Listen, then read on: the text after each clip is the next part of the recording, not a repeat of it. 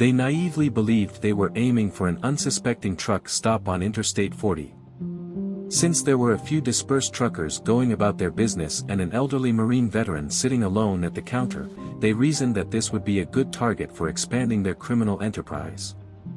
Daniel Davidson wasn't your average ex-Marine, which the Road Fangs MC failed to see. His background was in counter-narcotics operations, and he was a Force Recon. His calm exterior belied a cunning intellect that had broken up narcotics gangs on 3 separate continents.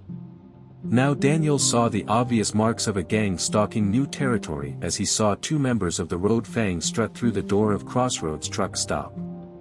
He could have done what everyone else who has witnessed this gang attack truck stops across 5 states did and just walked away.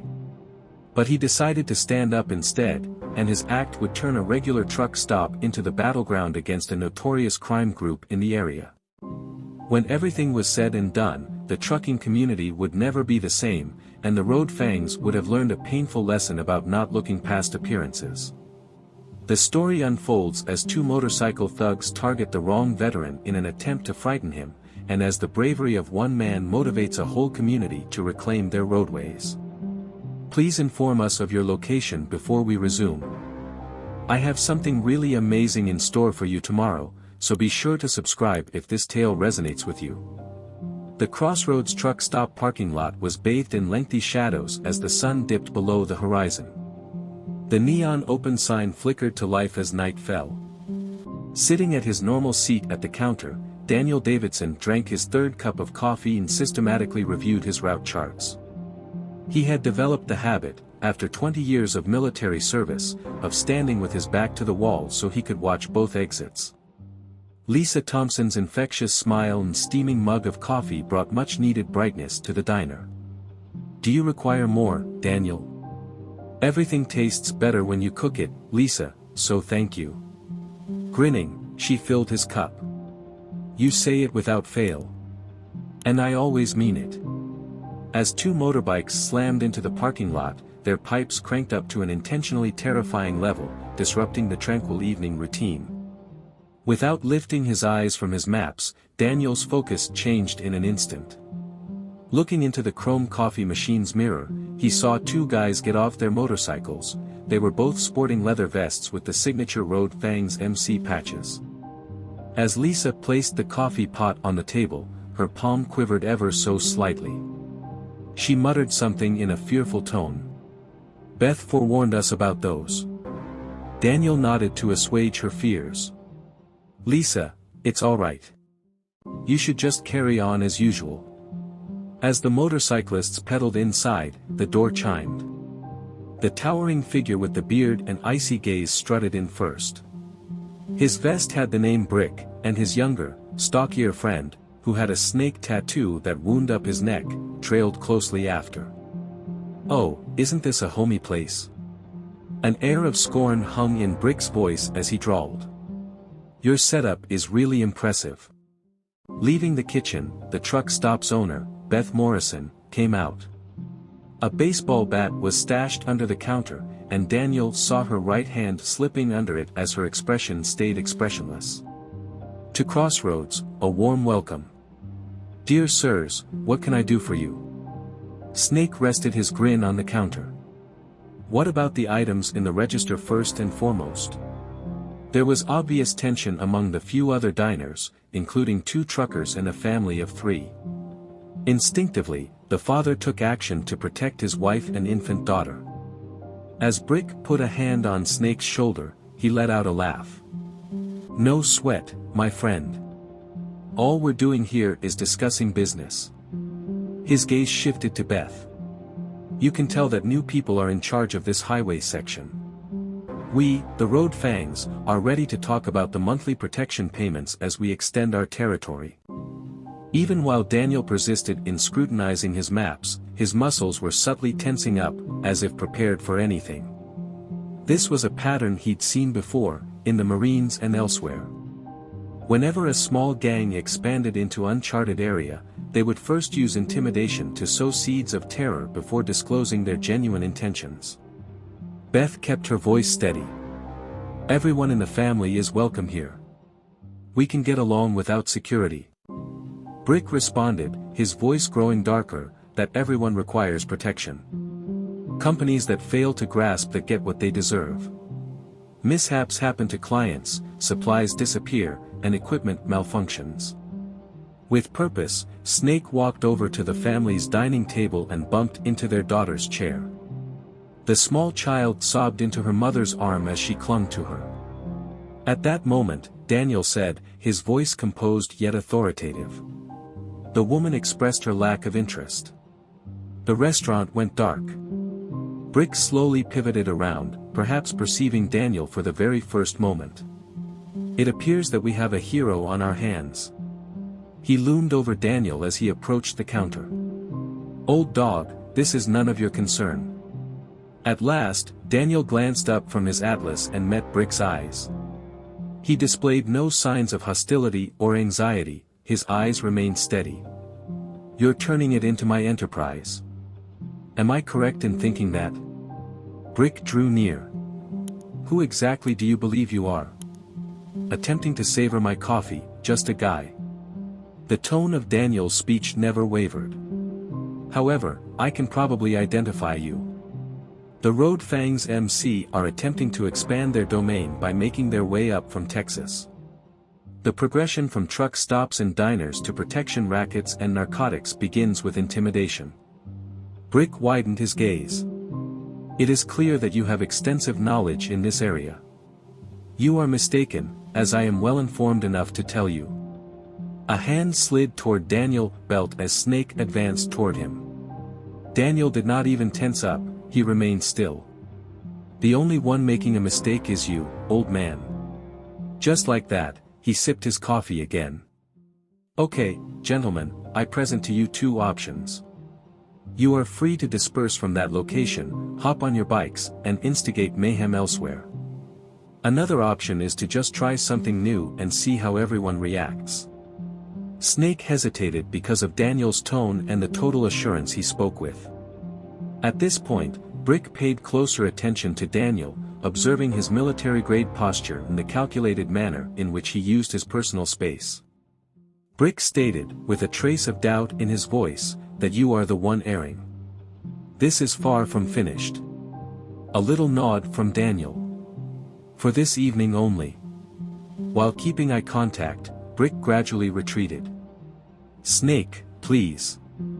We can continue this discussion at a later time. The motorcyclists withdrew as Daniel calmly resisted their attempts at intimidation. Brick made it plain that they would be watching as they got on their bikes by pointing two fingers at his eyes and then toward the diner. When the roar of the motorbike subsided, the diner's stress dissipated. At the dinner table, the father went up to Daniel. Much obliged, sir. If Daniel had gently interrupted him, I have no idea what would have occurred. The safety of your loved ones was guaranteed. Not in this context. His gaze shifted to Beth. However, Sheriff Cooper should probably be contacted. Warning him that the Road Fangs are approaching his domain is a good idea. Beth motioned for the phone as she nodded. I'm sure they'll return. Before turning back to his maps, Daniel confirmed. Next time, use more of them. Still, we'll be prepared. Lisa, whose hands were slightly trembling, gave him a new cup of coffee. How shall we proceed? With a gentler smile, Daniel raised his eyes to meet hers. We will prove to them that they made a mistake by choosing this particular truck stop, neighborhood, and veteran to meddle with. The night grew cold, and Daniel stayed still at the counter, plotting his next move. The Road Fangs, he knew, would return, most likely the following night, accompanied by reinforcements. It would have been irresponsible of them to ignore his challenge. It would derail their efforts to claim land. However, he was relying on that very thing.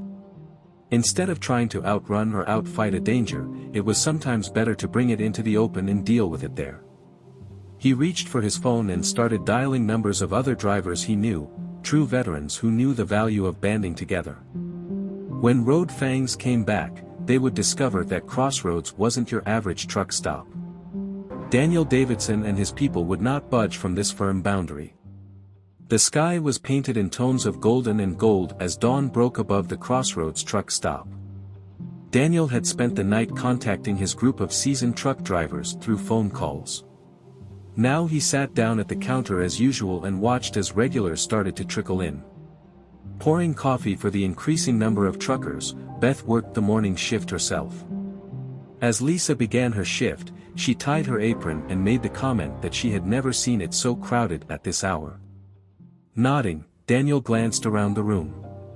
Prominent trucker and ex-Army Ranger Big Steve Johnson sat close by, sipping his coffee. Mike Doc Wilson, a former military medic, was engaged in a lengthy discussion with two other drivers at the table across from him. They weren't all here by chance. "Who are your friends?" As she filled Daniel's cup again, Beth whispered a question. "Let's just say we have a lot in common," Daniel said, "especially when it comes to making sure locations like this are secure." As Sheriff Tom Cooper entered, the doorbell rang. The job had given him a more wrinkled appearance, even though he was just in his early 40s. He went straight to Daniel and sat down on the stool next to him. As Tom accepted Beth's offer of coffee, he mentioned that he had heard about some uninvited guests last night. Little did Daniel swivel around. "Currently, there are 2 Road Fangs, but that number will grow." "Yeah, I'm familiar with them. From their base in Texas, they have been expanding up the country, establishing themselves at truck stops and distributing drugs from there. Just in the past month, 3 stops have been closed down owing to drug activities." I had guessed that. From my experience in Force Recon, I noticed that their patch design incorporates a few cartel symbols. These folks aren't exactly petty thieves. A little arch formed in Tom's brow. "Operation Recon? I had you pegged as simply another truck driver the whole time." Daniel cracked a little smile to himself. "I was and still am involved in counter-narcotics operations with Joint Task Force North. Villages that were once peaceful become battlegrounds when saw gangs like the Road Fangs form." Tom sighed as they finally arrived. "Daniel, I am accompanied by a deputy. If they come in force." Daniel cut in. "The surprise that awaits them, though, will be unanticipated. It took a lot of effort to prepare and tell this story, so please subscribe if you found it enjoyable. We are deeply grateful. We will return to the story now." The rumbling of motorbikes echoed around the parking lot, cutting off the talk. This time it's not just the 2. In the morning light, 6 motorcycles swung in, their chrome reflecting the light. Ahead of the pack was Brick, and Snake was not far behind. Each of the other 4 cyclists, donning the Road Fangs colors, was a complete stranger. The mood changed in the restaurant. While Daniel's normal clients tightened up, the truckers he had summoned were unusually composed. With a nonchalant movement, Big Steve shifted his posture, creating a direct path to the door. As he cleared space around his table, Doc Wilson stretched, his movements meticulous. With their boots stomping on the linoleum floor, the motorcyclists rode in a procession. Brick clearly wasn't expecting such a large throng this early, as he squinted his eyes to take it all in. Brick scowled as he noticed Daniel still present. Seeing Sheriff Cooper made him question his self-assurance a little, but he kept going anyhow. "This time I brought some pals since I wanted to keep talking about the new management scenario." Unhurried, Daniel swung around on his stool. "Since last night, nothing has changed. Neither now nor in the future will this be your domain." A large, bearded man with a buzz cut took the lead among the new motorcyclists. "Respected elder, you are not entitled to such decision. Brick, please stand down." Brick issued a warning as he redoubled his efforts to survey the room. He was captivated by the truckers' composed attitude. "All we're doing here is discussing business." "Yes," Daniel firmly stated. "A drug distribution point is what you're here to set up. Use the same pattern as in your previous stops in the South. The lawful company should be taken over when the intimidation has been completed.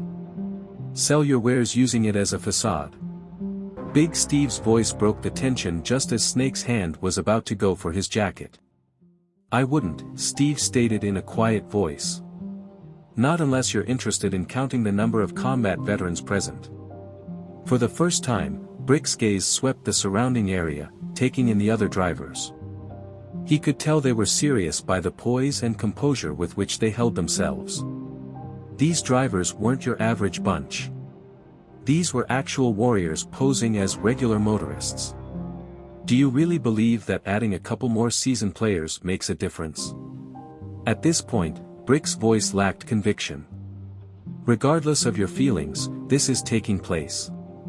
Daniel rose to his feet carefully, capturing everyone's attention. "I want to be crystal clear. What you do is familiar to me. By now, I am familiar with your manufacturing processes. 20 years of my life were devoted to investigating and dismantling groups like yours. It's been done before, and it will be done again. But the decision is yours to make at this very moment. Am I correct in thinking that?" Brick's hand quivered in the vicinity of his vest. "I don't know what option that is. Get out of here. Try selling your wares someplace else. Simply put, you're not limiting yourself to battling me or these other individuals here if you insist on making Crossroads your battlefield. There is a whole group of veterans you're challenging here. They've lived their whole lives fending against enemies much larger than you." Everyone in the restaurant had gone silent. As the impasse escalated, even the regulars at the store appeared to be on edge. With his hand casually resting near his holster, Sheriff Cooper remained sat yet watchful. Brick seized Brick's arm as he advanced one step forward. He was taken aback by Daniel's remarks, or perhaps by the unwavering stares of the truckers gathered in the room. "I thought this was your domain, too." Uncertainty lurked beneath the sarcasm in Brick's voice. "No," Daniel said. "The space is shared by all. It's precisely that you fail to grasp. Not that we're claiming it. We are safeguarding it." On the floor, a serpent spit. Impressive remarks made by a senior citizen. He was corrected by Daniel. "I assure you. So, you're planning to put us to the test, again?" "Sure, I can help you out. Whatever comes next, keep in mind that it was your choice." After glancing around the room again, Brick examined Daniel for what seemed like an eternity. Since last night, he was aware that the chances had changed considerably. When he was ready, he cocked his head in the direction of the entrance. He gave the command for his crew to go. Additional rest spots abound along this route. Brick around to face back as the motorcyclists flowed out. "Nothing has ended yet." Daniel murmured an affirmative. "I think so. It hasn't hit you yet, though." The Road Fangs rode off into the distance, their roar echoing through the air. The stress gradually seeped out of the space within. Lisa forced a trembling smile, and Beth finally let out the long breath she'd been holding. As he stood up, Sheriff Cooper put his hand on Daniel's shoulder. "They will return with a larger contingent in the future." "Yes, I am aware." Marcus gave a subtle nod. "I'm relying on it. This is the moment to teach them their lesson about picking on the wrong veteran at the wrong truck stop." The regulars started coming back to eat as the sun rose higher in the morning. However, at Crossroads, something had shifted. A divide had been defined, and one group comprised of a community banded together under the guidance of a reserved veteran who had determined that certain conflicts were worth refighting. As Daniel, Sheriff Cooper, and an increasing number of truckers sat in the far corner of Crossroads Truck Stop, the midday sun pounded down on the eatery. They were able to plan in peace since Beth had blocked off this area. Using red dots, Big Steve marked known road wolf sightings on a tabletop map of the area's roadways. Steve traced the pattern with his thick finger and said that they had stopped at every major city from Houston to Oklahoma City. The same approach every time.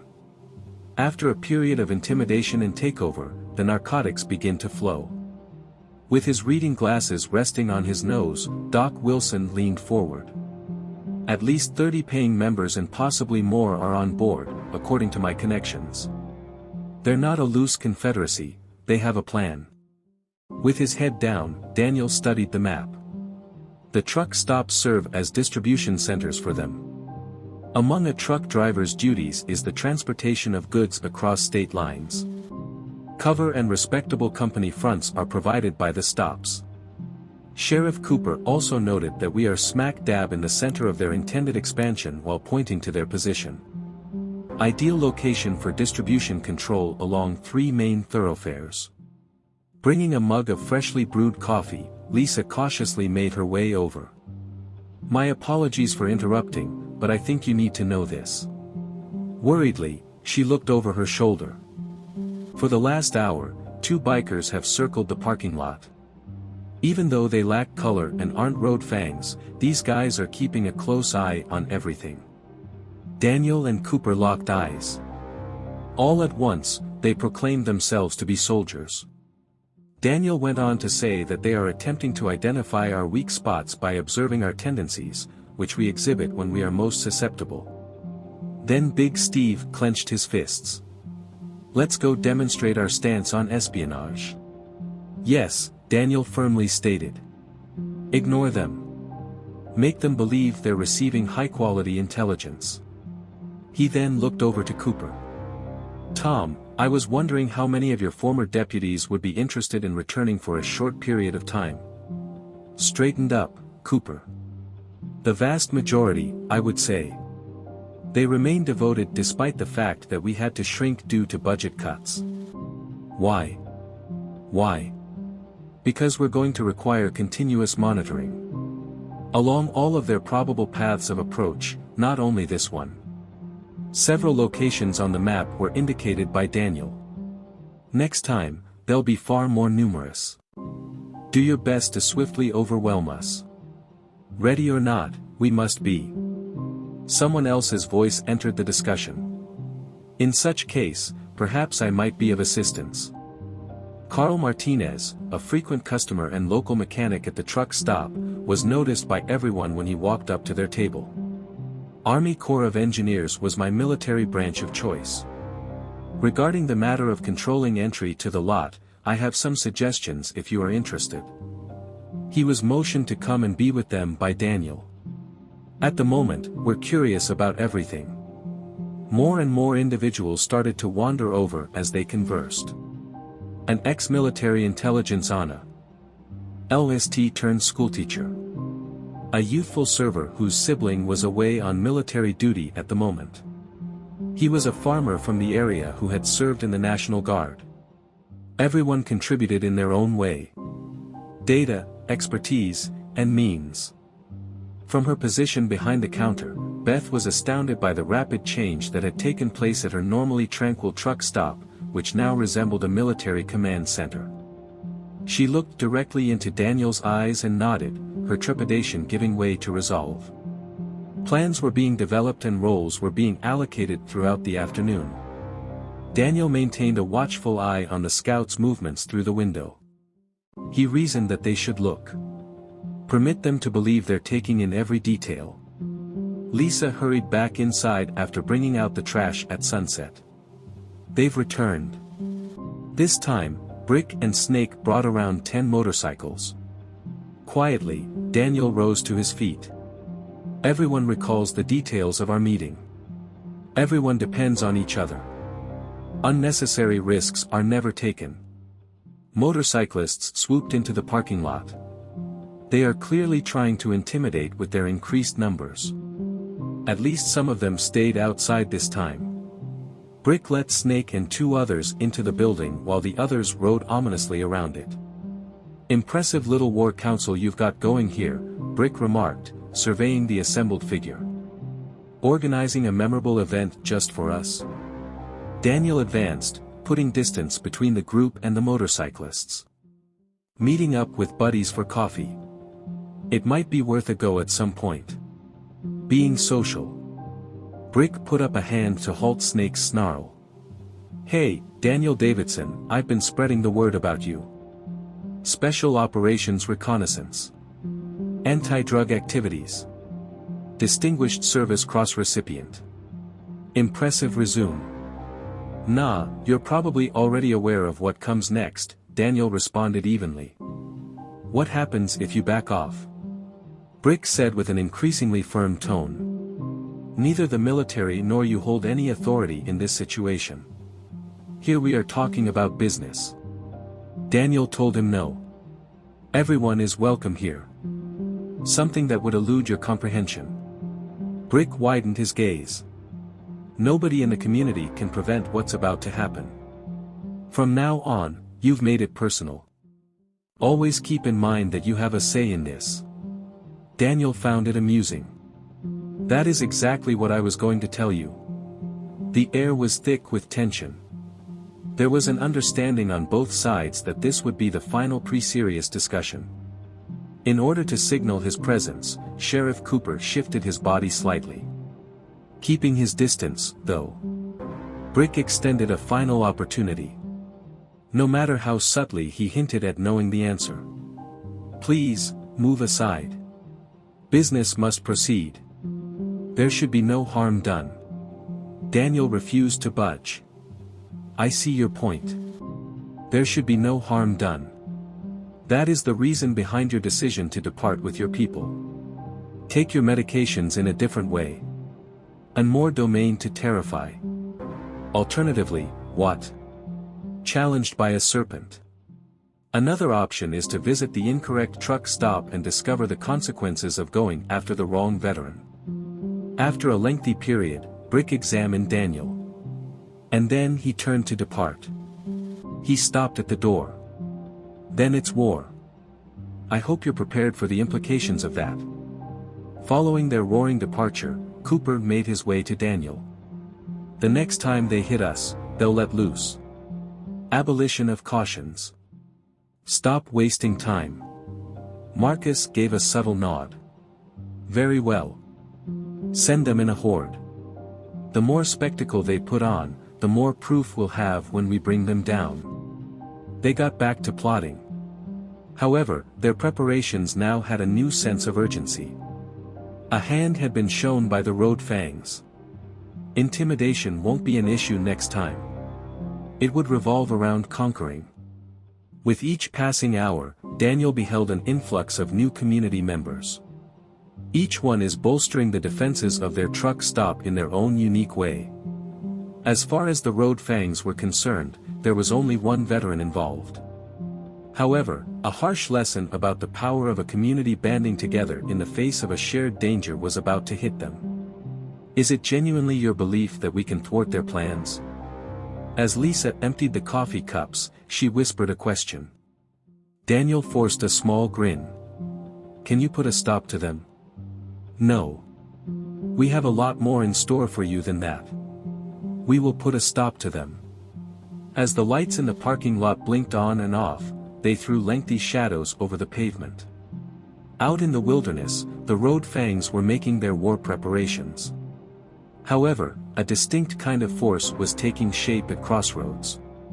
The unwavering resolve of individuals who had pledged to safeguard others, together with a strong sense of brotherhood and community, formed its foundation.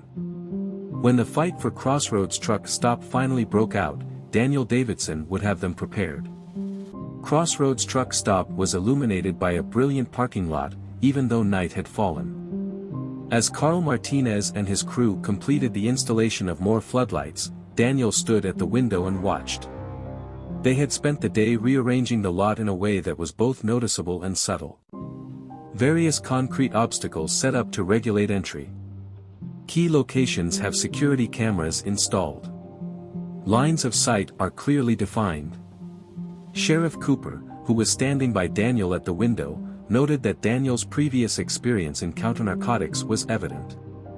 Developing a method that is structured and regulated. Marcus gave a subtle nod. Rid them of the power to encircle us. Pull them in the direction we specify.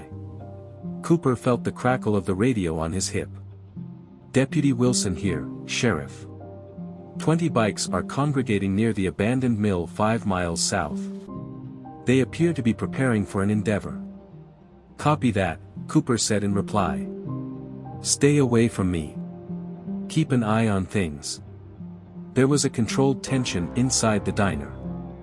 A number of seasoned truckers were dispersed across the area, with Big Steve and Doc Wilson stationed close to the entrance. Except for the few who were adamant about remaining to lend a hand, Beth had sent most of her usual employees home. "Do you have any doubts?" With a quiet voice, Beth questioned Daniel. The state police could be summoned. Take a few days off and close the business. If you ask Daniel, that's exactly what they want. Coerce you into closing your eyes, and then pounce on your weakness. Actually, we're meeting them head-on right now, according to our own terms. The low growl of motorbikes got louder and louder. The time was examined by Daniel. Not long after midnight. He mumbled something about being punctual. After Daniel's repeated requests that she leave, Lisa drew nearer to Beth behind the counter. "In your opinion, what is the number?" The sound of engines pierced the air as motorcycles started to flood the parking lot before Daniel could respond. Motorcycles rolled up to the building in clusters of 10, then another, and more, until almost 30 of them were circling it, their riders putting on a frightening show with their roaring engines. Snake and Brick positioned themselves on each side of Brick as he guided the main group through the front door. The aroma of leather and exhaust permeated the diner as the remaining Road Fangs trailed in after them. While some wore chains, others had bats that were only partially hidden beneath their vests. As he looked around the room, Brick exclaimed, "What a warm and inviting committee. It will be meaningless, though." In sharp contrast to the agitated intensity of the motorcyclist, Daniel advanced with an air of serene confidence. One more opportunity to step away. The team mirrored Brick's laughter. "Just leave. Old man, look around. You've run out of time, ammunition, and numbers. We have the stop here now. According to Daniel, numbers don't win battles. Surely you are aware of that." "No." With a smirk, Snake retrieved a chain. "Perhaps we should put that theory to the test." The events that followed moved at a glacial pace. Even as Snake swung the chain, Daniel had already begun to move. He stepped inside Snake's reach, redirected the chain's movement, and swept the biker's legs at the same time, drawing on years of martial experience. When Snake slammed with the floor, the chain clattered to the side. Anarchy ensued in the room. Big Steve's big punch struck Brick as he pushed forward. Coordinated and accurate moves were displayed by Doc Wilson and two other trucks as they engaged the nearest bikers. None of these were just brawlers. This was a coordinated effort by skilled warriors. Sheriff Cooper's voice broke through the chaos just as Brick was about to wield the knife he had drawn. "Not me." Calmly brandishing his firearm, the sheriff rose to his feet. "Unless you wish to augment your accusations with the addition of assault involving a lethal weapon." An organized defense stood in the way of the more bikers who attempted to advance. With military precision, the veterans Daniel had gathered moved to control space and protect the civilians. Staying behind the counter and documenting everything on their phones, even Lisa and Beth had their parts to play. Outside, state police who had been stationed nearby retreated, and sirens sounded as Cooper's deputies drew near. In spite of their numerical advantage, the Road Fangs were unable to escape the expertly laid trap. Realizing Daniel's actions were premeditated, Brick spat out his frustration. "Taken advantage of us." A little nod from Daniel. "Numbers don't win battles, as I mentioned before. The role of strategy is crucial." It didn't take long for the battle to end. As the sound of approaching sirens grew louder, some motorcyclists fell to the ground while others retreated. As he watched his lead fade away, Brick cast a frantic glance about. He turned and snarled as he retreated toward the exit. In fact, according to Cooper, it is. At either end of the highway, we have police cars parked. Until we resolve this, no one will be departing. A look of fury crossed Brick's face. Am I to believe that this has any effect? We've got acquaintances you've never heard of. Activities that are beyond your control. Daniel forced a small grin. I appreciate you getting that confirmed. If you make that confession, the state police will take notice. At last, Brick's expression changed to reflect what had transpired. Protecting the truck stop wasn't the only objective. The operation was carefully orchestrated to make the Road Fangs look guilty. As a means to document their broader illegal operation. No way, you dweeb. Brick attempted a lunge at Daniel but was unable to finish the move. In a matter of seconds, with his arm trapped behind his back, Daniel had Brick face down on the floor by using his momentum to his advantage. As I mentioned before, Daniel talked softly while he held Brick down. You should not have messed with that veteran. The disturbance was swiftly subdued when state police swarmed the restaurant. Disarmed and handcuffed, the Road Fangs swagger crumbled. The initial stage of Daniel's strategy was finished with the collection of evidence and the taking of statements. Protecting the truck stop was never the only goal, was it? While they observed the bikers being carried into police trucks, Cooper inquired. Daniel expressed his disapproval by shaking his head in refusal. They had to be coaxed into revealing their hand. Our inquiry into their complete organization can now proceed with more confidence thanks to this new evidence. With a quick assessment of her diner's modest damage, Beth walked over. Is that all then? While observing the final road wolf being captured, Daniel responded negatively. And that was only the start. Now we're going after their whole company. But Crossroads will not be bothered by them again. Gradually, the parking lot became clear. In its stead, you can hear the low hum of the truck stop's everyday operations, rather than the boom of motorbikes. After the fight, Lisa started to tidy up the small mess, while Big Steve and the others helped get the dining room back in its proper place. After Beth brought him a new cup of coffee, Daniel went back to his normal seat at the counter. Everything that happened that night was a well-planned tactical operation masquerading as a defensive posture of territory. The nomadic nomads were anticipating an elderly hero who was clearly not what they were expecting. On the contrary, they would plunge into a meticulously constructed trap set by an individual who had dedicated his life to dismantling more formidable and perilous institutions. Along with Daniel, Cooper remarked, "You knew they'd come in force." They arrived at the counter together. I expected they would attempt to overwhelm us with statistics. Marcus gave a subtle nod. People enjoy things that are easy to foresee. They are limited to using force as their sole method of problem solving. It becomes much easier to control them if you grasp their mental makeup. Gradually, the horizon was lit up by the first rays of dawn. Even though Crossroads had managed to survive its first big fight, the war was still very much ongoing. The remaining members of the Road Fangs group were about to find out that their attempt to seize control of a small truck stop had gotten them into an unwinnable battle. As Sheriff Cooper's office was illuminated by night and morning light, Daniel meticulously examined the evidence board that had been put together. One area was dominated by a map depicting probable drug routes, while another section featured photos of members of the Road Fangs who had been detained. Deputy Wilson was providing the board with an update on the arrests that occurred during the night. Cooper, carrying 2 cups of coffee, entered the room and announced that Brick was silent. But that's not the narrative of Snake. What a remarkable effect a brief stint in prison can have on a man's devotion. Thanks for the coffee, Daniel. His gift to us is what? Who, when, where, and when. A bigger operation appears to be using the Road Fangs as a stepping stone. Along with a Mexican cartel, they're distributing their wares from truck stops in 5 different states. Daniel nodded, just as I had anticipated. The gang is in charge on a regional level. Product and protection are both provided by the cartel. Timeless architecture that I've seen ad nauseum in Force Recon. Deputy Wilson affixed an additional photo on the bulletin board. A name was brought up by Snake. According to Diego Ramirez, he is the link to the cartel. Daniel stiffened, his countenance becoming more angular. No, Ramirez.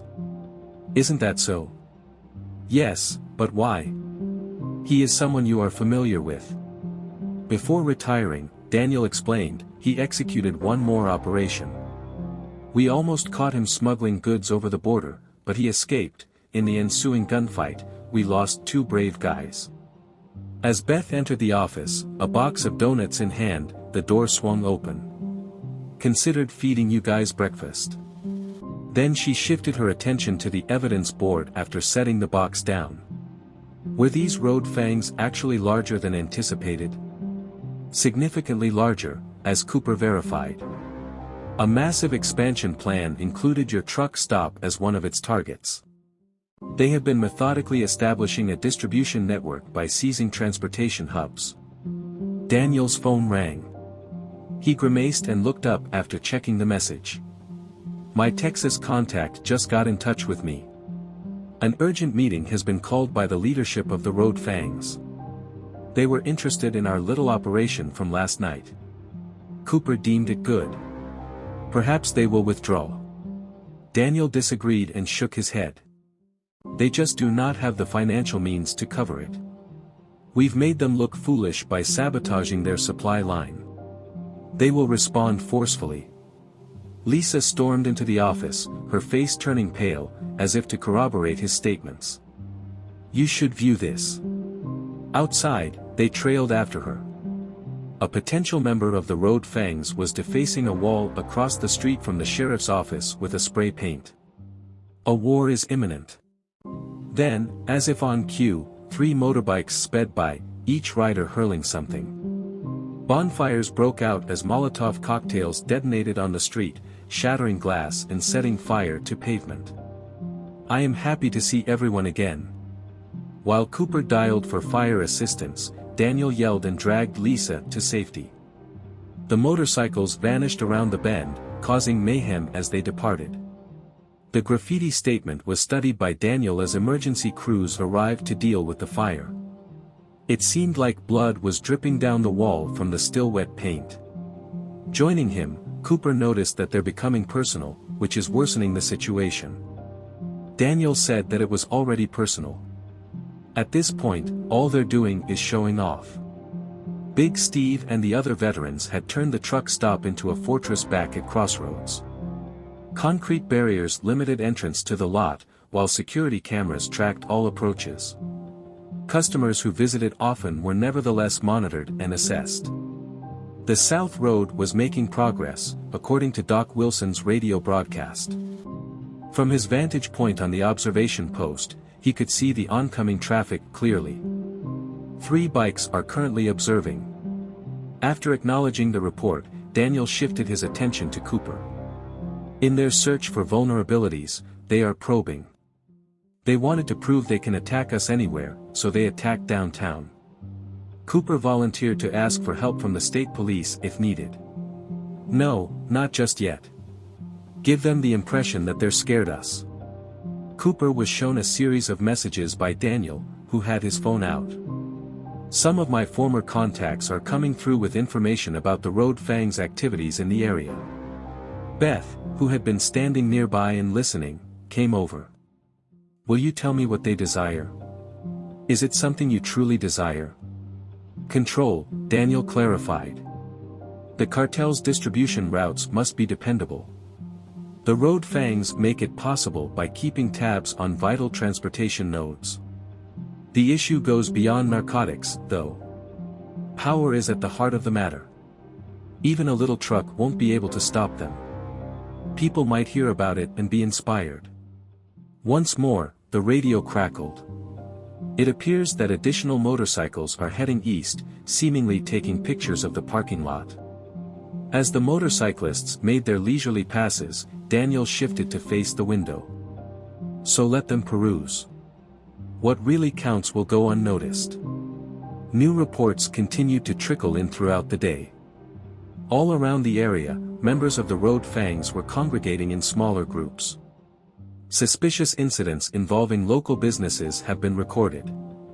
In an effort to make up for last night's loss, the group was demonstrating its might by flexing its muscles. The tension had built up by evening. As Beth continued to monitor the surveillance footage, Lisa reacted angrily to any noise made by the motorbikes. It seems that even the most seasoned truckers were on edge, knowing that the Road Fangs were plotting their vengeance in the distance. Seated in his customary position, Daniel seemed unruffled yet completely oblivious. Yet another message rang on his phone. One from a former military acquaintance. He grinned gloomily at the contents. "Describe it." As soon as Cooper noticed Daniel's look, he questioned. Snake brought up the fact that Diego Ramirez recently received confirmation, right? He is personally making the journey from Mexico to attend to this matter. Isn't it terrible? Indeed, Daniel declared, his tone increasingly menacing. We desire it in its entirety. Although Ramirez is the intended victim, the local muscle are the Road Fangs. By apprehending him at this location, we will be able to bring down the Interstate operation, Cooper concluded. Marcus gave a subtle nod. Ramirez is in danger of losing control of this territory if the gang's egos aren't tempered. They will unleash all of their resources upon us. Oh, isn't it great? Sure, no problem. This time, we're prepared for everything that comes our way. The tension in the air rose as night descended upon Crossroads. Riders on the bikes were noticeably more aggressive as they continued to circle the area. A strong reaction from the Road Fangs was imminent, and everyone was prepared for it. Instead of terror, Daniel saw resolve as he glanced around the truck stop. The group had discovered its togetherness and its fortitude.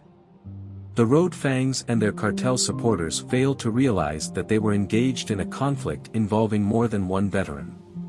An entire town had chosen to stand up, and they were fighting them. Looking out the window, Daniel whispered, "War is coming." He was pointing to the graffiti statement. They are completely unaware of the nature of the battle they have initiated. Daniel gathered a group of reliable associates in the rear office as the late afternoon sun threw long shadows across Crossroads. Maps and surveillance photographs covered every wall as the area was abruptly turned into a command center. Doc Wilson assisted in organizing the most recent intelligence as Big Steve stood watch outside.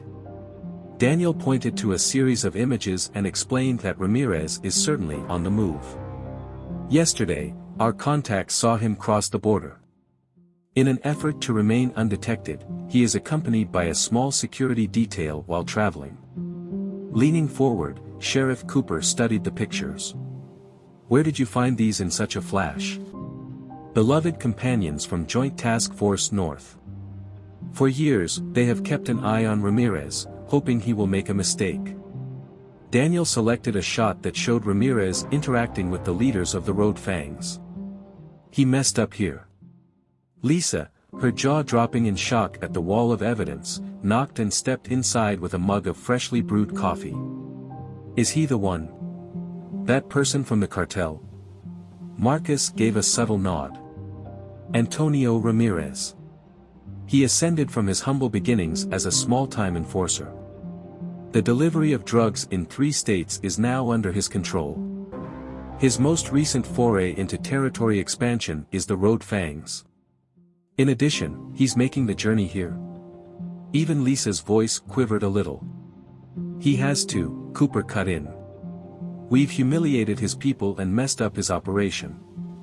A direct answer is required in his universe. Big Steve's voice crackled on the radio. Attention. I noticed 2 SUVs with Texas license plates slowly driving around the parking lot. Drivers go unnoticed. Daniel shifted to face the window and watched as the black cars sped by. Team advance. To ensure Ramirez's safety, they are conducting scouting missions. With a worried expression on her face, Beth stepped into the office.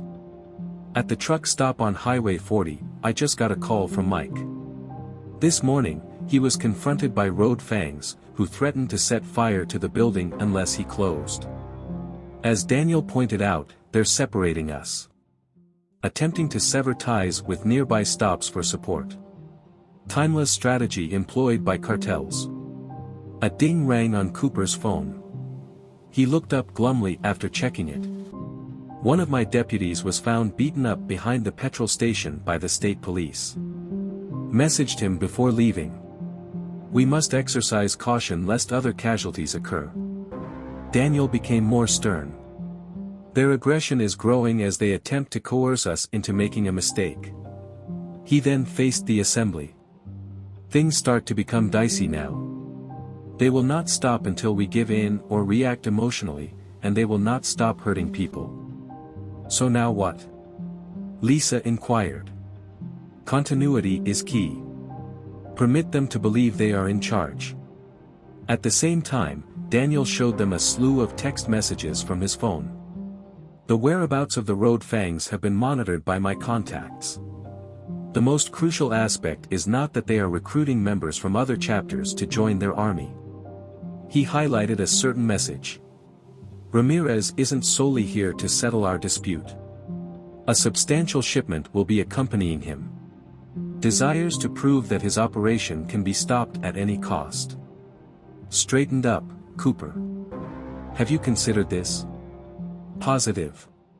He thinks highly of himself and is conceited. He must demonstrate his dominance if he wants to overcome the notion that a modest truck stop could oppose him. After silently examining the evidence wall, Doc Wilson finally spoke up. If he's carrying merchandise, then. Daniel concluded by mentioning federal jurisdiction. The whole shebang. DEA, FBI, everyone. Of course, we can't let him get away unnoticed. We are completely defenseless if his only purpose is to scare us. Once more, the radio crackled. Bikes are rolling in from all directions. It appears that they are establishing observation posts. Marcus gave a subtle nod. They'll keep an eye on us for a little. Get a feel for our tendencies. Permit them. They only perceive what we intend them to perceive. Crossed arms, Beth stood. Where do my clients stand? Members of my team? Endangering them is something I simply cannot justify. Understood, Daniel reassured her. If this fails, all of our genuine clients will be gone. In preparation for an evacuation order, we are collaborating with the state police. Create the impression that we are resigning. What came next? Lisa inquired. After that, we set the trap in motion. However, prior to that, Cooper was then Daniel's focus. Someone needs to convey our message. Make it clear that harming your deputy was an error of judgment. Cooper shortened his gaze. Sort of message? When they're furious, they tend to be careless. Too controlled and too intelligent is Ramirez. The Road Fangs must motivate him to take action before he is prepared. The SUVs drove by the truck stop again while they plotted their next move. One had a man softly talking into a phone, relaying their findings to someone further up the line. Little did they know that every action was being recorded and photographed, adding to the mountain of evidence. The arrival of night brought an increase in the number of motorcyclists circling intersections. There was a noticeable increase in the Road Fangs' brazenness and visibility. They hoped that by making everyone feel the pressure, they would realize that fighting back was pointless.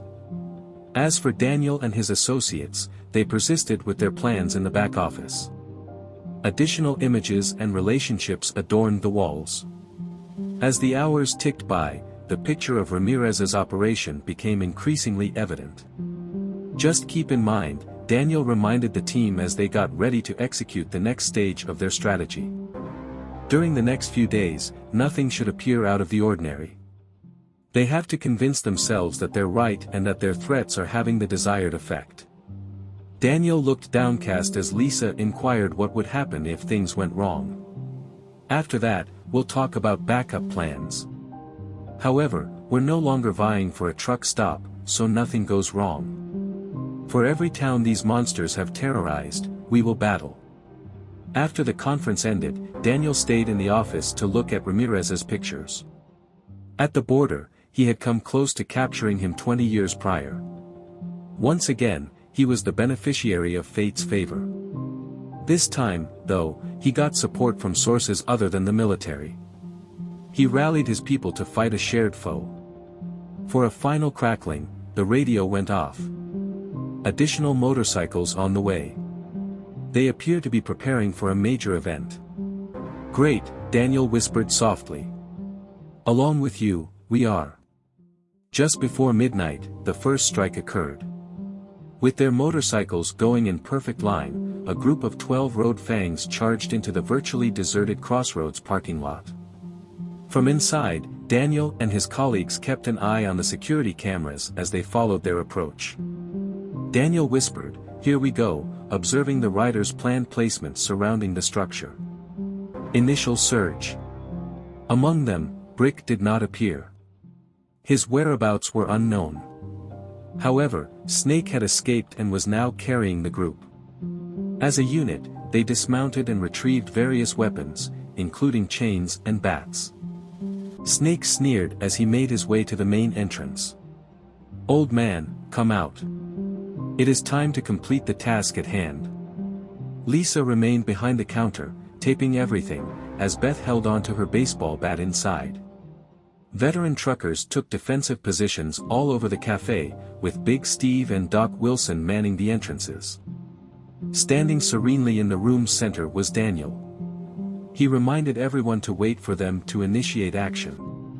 Clearly, all actions must be taken in self-defense. As the sound of shattering glass pierced through the windows, the tension was shattered.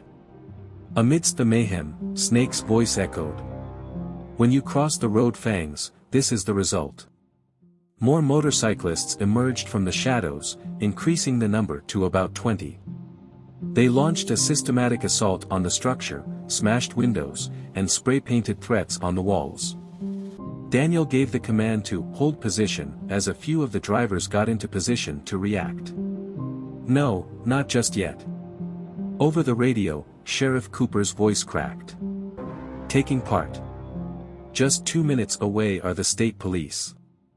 Could you please confirm, Daniel?" "Positive. Let them give their all to the assault." After a while of silence, Snake lost his temper and kicked the door.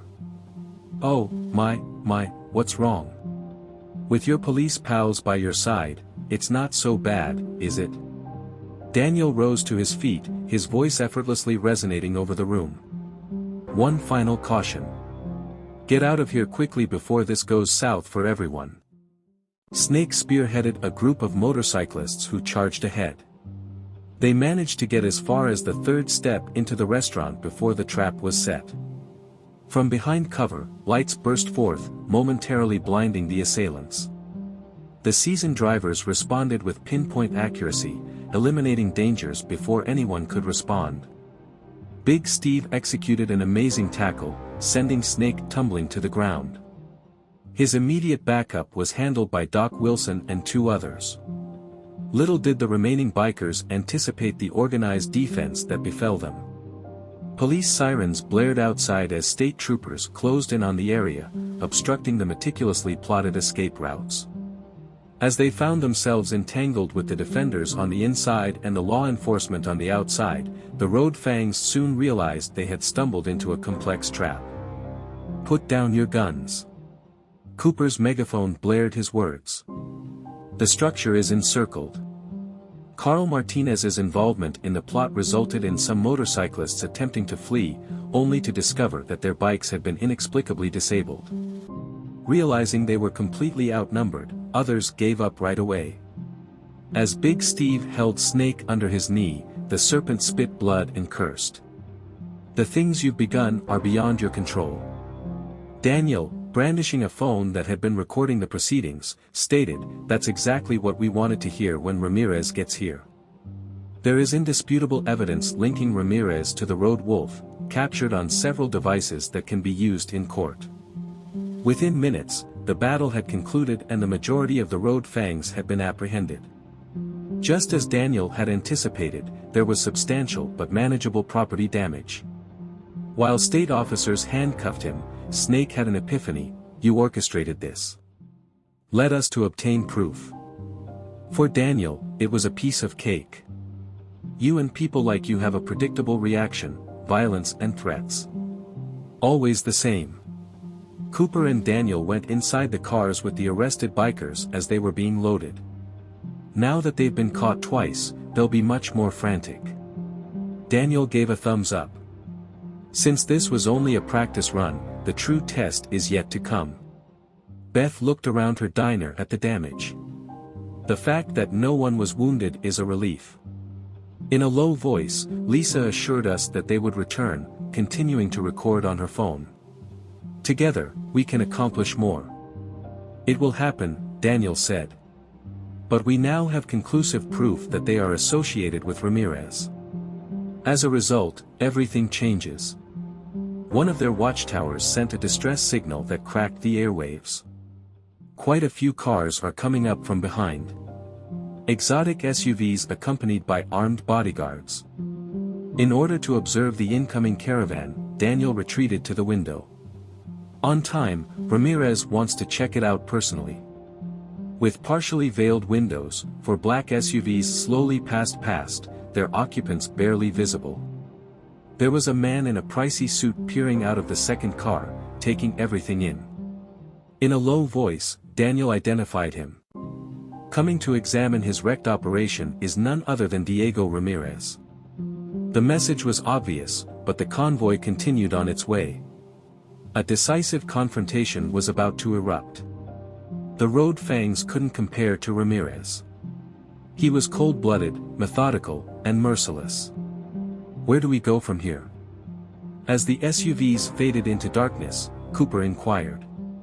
The time has come to wait. In his haste to restore order, he will seek to demonstrate that his group is unstoppable. A grimace spread across Daniel's face as he made his move. Our readiness is guaranteed. The cleaning process commenced within the eatery. Boarded windows, swept glass, and evidence meticulously maintained. But a new kind of tension had begun to build. When Ramirez showed up, it was clear the conflict was getting out of hand. Daniel, Beth reminded him, had dealt with him previously. What can one anticipate from the Marines? Initially, he will be understated. If you want to buy us off, offer us money. After that falls through, he will attempt to sow discord by threatening families. He will not resort to violence until it happens. When he does, though, it will be too much. She shivered. Lisa. Is it possible for us to confront someone so intimidating? Daniel put a comforting touch on her shoulder to reassure her. Actually, we are. Regardless of what did occur. Building a case is the purpose of the altercations, the arrests, and the destruction of property. That includes not only the Road Fangs, but all of Ramirez's operatives. Quiet returned to the night, but no one let their guard down. From a distance, other motorcycles were audible, circling and observing. Now that the Road Fangs had cartel support, they still hadn't finished. The gang was advised by Daniel to get some rest. We will demonstrate tomorrow what happens when they invade our territory with a cartel war. The complete magnitude of the destruction that occurred yesterday night was revealed when dawn broke over the Crossroads Truck Stop. As a sobering reminder of the Road Fangs' attack, boarded windows and spray-painted threats remained. Within, though, Daniel's attention was fixed on an alternative danger. After 2 DEA officers had arrived earlier that morning, he sat down with Sheriff Cooper to discuss information about Ramirez's enterprise. While Agent Sarah Torres passed everyone images from her sources, she stated that he is reportedly establishing a massive distribution center. Just the Road Fangs were in the initial stage. Put local businesses under pressure. Take charge of transportation routes. The real medication pipeline is Phase 2. Daniel examined a surveillance shot that showed Ramirez conferring with more cartel bosses. He's growing rapidly. This has expanded beyond a single truck stop. Yes, Agent Mike Phillips concurred, referring to a map that showed questionable activities. He's establishing connections. At each truck stop. From Texas to Kansas, any rest area might be a distribution station. The operation is valued around $500 million per year, according to conservative estimates. Down low, Cooper whistled. So it's no surprise he showed up personally to deal with this. It's about more than simply money, Daniel cut in. There is a reputation that Ramirez must uphold. If news gets out that a little truck stop managed to fight him off after Torres ended, others might follow suit. It must not be allowed to occur. Perhaps this is our greatest opportunity to apprehend him. When Big Steve rushed into the meeting, it was cut short. There has been progress on the South Road. Just like yesterday night, there were 3 black SUVs. As the trucks drew near, everyone hurried to the window to observe. Unlike before, they stopped instead of driving by. Parking in a protective formation, the convoy drew into the lot. Men clad in pricey suits stepped forward. Underneath their coats, there are bulges that clearly indicate firearms. "All right, here we go," Daniel whispered. "Never forget to allow them to initiate contact." Last to leave was Ramirez. His self-assured walk and stylish clothing made him stand out as the leader. Despite his diminutive stature, he exuded the confidence of someone accustomed to having complete control, which Daniel found surprising. With 4 bodyguards at his side, the cartel boss approached the intersection. He smiled practically as he examined the aftermath of yesterday night's attack and then zeroed in on Daniel. Effortlessly, Ramirez addressed Mr. Davidson. "It seems like we need to talk about something." Standing calmly, Daniel positioned himself between Ramirez and the rest of them. Completely unrelated. "This does not belong to you." A grin never left Ramirez's face. "No area is off-limits to me, Mr. Davidson. The only remaining concern is whether the change will result in financial gains for all parties involved." His hand moved toward the broken windows. "I dislike it." Cooper made it clear that the only change taking place was your incarceration. A bodyguard for the cartel boss grabbed into Ramirez's jacket, but the cartel boss raised a hand. "Listen, everyone here is a businessman. Relying on force should be our very last option." He redirected his attention to Daniel. "I'm ready to give you $2 million right now. Discrete currency. Get out of here and put what you've seen aside." Daniel remained unfazed and uninterested. "Then, $3 million, plus maintenance payments to keep you on board." "Yes," the answer remains no. At long last, Ramirez's grin disappeared. "You're putting yourself in grave danger by doing this. Think about it, would you die for this modest truck stop?" Just like Daniel, you should ask yourself that question. Is it important enough to risk all for? Daniel was suddenly the center of the cartel leader's intense scrutiny. "Your military record was reviewed, you know. Joint Task Force North, you have done an outstanding job. My company had a lot of issues because of you. I am going to do more damage." The look on Ramirez's face toughened. "Please understand. Right now, this area is mine. My employees are the Road Fangs. I employ local police, and I even have commanders on staff at your esteemed state police. You're not making any progress." Daniel seemed to agree. "Whatever the case may be, I intend to fight this battle. Mr. Davidson, everyone isn't free. Principles aren't everyone's first priority.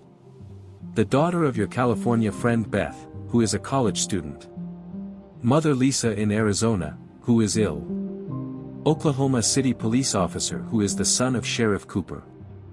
If something were to happen to them, it would be tragic." It felt like the room's temperature dropped. With a dead silent stride, Daniel advanced. "Endangering kinship. You should avoid crossing that line at all costs." Ramirez responded icy, "I cross whatever lines I choose. You are given a full day to think over my offer again." He then grinned once more. However, it failed to reach his eyes. "Here, we buck the system."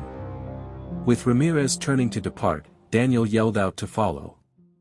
I have deposed several cartel heads. Before you. I won't be the only one. At the entrance, the cartel boss halted. That is incorrect, Mr. Davidson. You've encountered others, but I'm different. It was just a group of business people acting like troops. It's like I'm a soldier pretending to be a businessman. Keep it in mind. Cooper then looked across at Daniel as the caravan rode away. Regarding those threats, he was being serious. Definitely not. Please, Agent Torres, let us know how soon we may receive the family's protection information. It was finished, she said. As soon as we discovered Ramirez was here, we immediately put teams into action. Only on one point is he correct. Everyone is flocking to him. Regular channels aren't trustworthy. Grimacing, Daniel gave a nod. Our people are then trusted. Listen to the radio, Doctor. Recruit any and all seasoned truck drivers who are available. Get in touch with your Mechanics Association pals, Steve. All eyes must be on us. We don't know anyone who works for Ramirez. What is his plan? With a little trembling in her voice, Lisa inquired. Daniel clarified that he would first isolate us. Sever all sources of supply, communication, and support. He will then begin to exert pressure. Accidents, vandalism, anonymous threats. Lastly, he will unleash his full arsenal on us when he believes we are vulnerable and afraid. And we're going to give in to his demands, Beth insisted. We will bolster his spirits. His strategy must appear to be succeeding at every turn. He must think we're collapsing and betraying one another. Then he'll start to sloppiness. Phillips, the agent, scowled. It's not a game you should play, Daniel. These folks are more than your average hoodlums, like the Road Fangs. These people kill for a living. According to Daniel, he had a perfect idea of what they were. For that reason, we must conclude this now. We aren't the only ones Ramirez is threatening.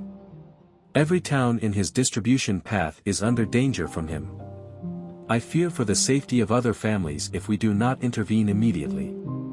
We spent the remainder of the day getting ready.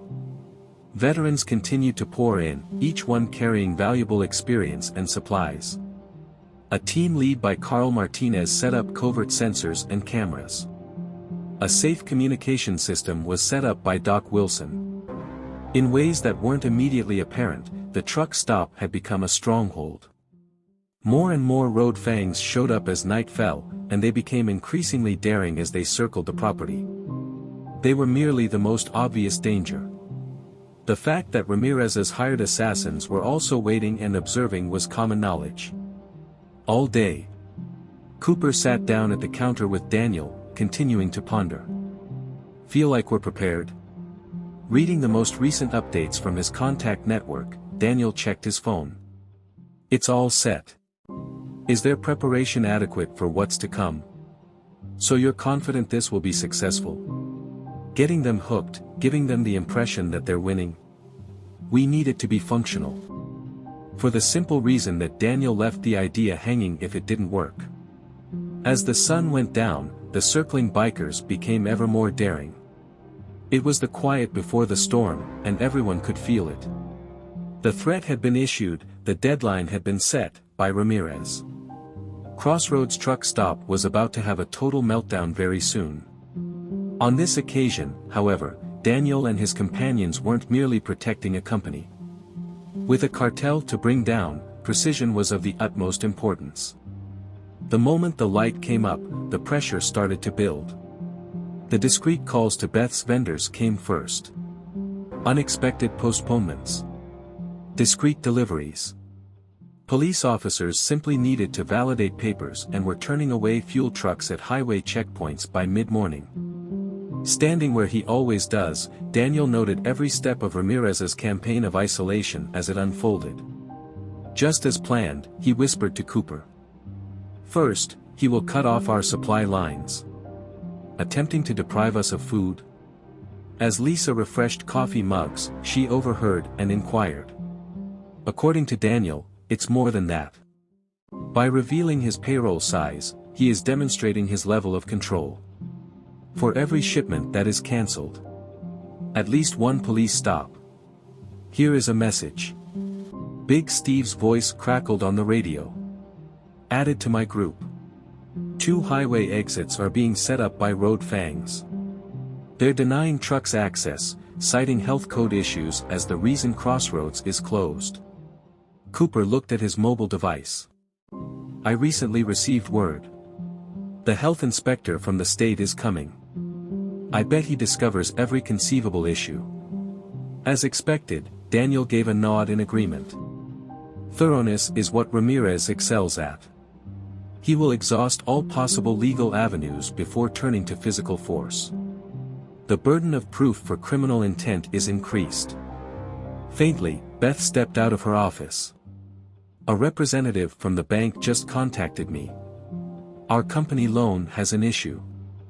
By the end of the week, they're threatening to demand payment in full.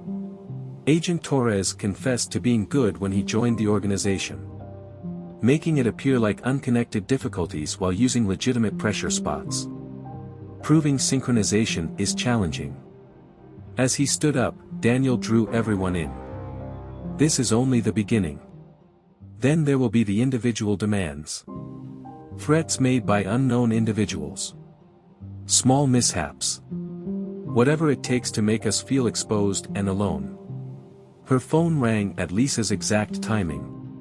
Her shaking hands nervously examined it. Images of my mom were provided to me. They have been trailing behind her. Beth also mentioned mine, including comparable images captured by her daughter's surveillance system. Prior to it being too late, we should consider our loved ones, the message advises. Reports of Road Fangs congregating at every truck stop within 50 miles were screeched out over Cooper's radio. Everyone was informed about the cost of supporting intersections by the gang. According to Daniel, he is attempting to dampen our morale. Confront us with insurmountable obstacles while making us feel entirely alone. With a laptop in hand, Doc Wilson walked in. I have something important to show you. He unveiled the screen, revealing a live feed emanating from a concealed camera. Cars in town were being deliberately vandalized by members of the Road Fangs. But only those whose owners are known to often use intersections. Cooper let out a low growl as a message to our clients. Otherwise, you'll have to pay. The time was examined by Daniel. Only 14 more minutes to Ramirez's due date. He'll only keep getting worse. Each hour should seem longer than the one before it. Additional stress arrived in the afternoon. Critical infractions that would often take weeks to identify were discovered when the health inspector came. Tax inspectors paid a visit to Beth's residence. Tearful, Lisa's mom called. Some thief had broken into her home, but they had taken nothing valuable. Just dropped hints that they could find her whenever they wanted. Cooper proposed that, since complaints of intimidation continued pouring in, we should summon the state police. Distrustful of them, everyone was reminded by Agent Phillips. Not until we can identify the innocent and the guilty. The core crew was gathered in the back office by Daniel. Cartels are acting in accordance with their script. Before, I saw it. Isolating and intimidating, they eventually provide an exit strategy. At this present moment, all of our supporters are suffering losses. Another offer is on the way from Ramirez. Probably with the help of middlemen. He assures us that things will return to normal if we simply withdraw. So what if we skip this step? Beth inquired. Next, we go on to step 3. Taking decisive action. On the other hand, he'll hold off until he believes we're completely vulnerable. I need a solution badly. Once again, the voice of Big Steve echoed through the airwaves.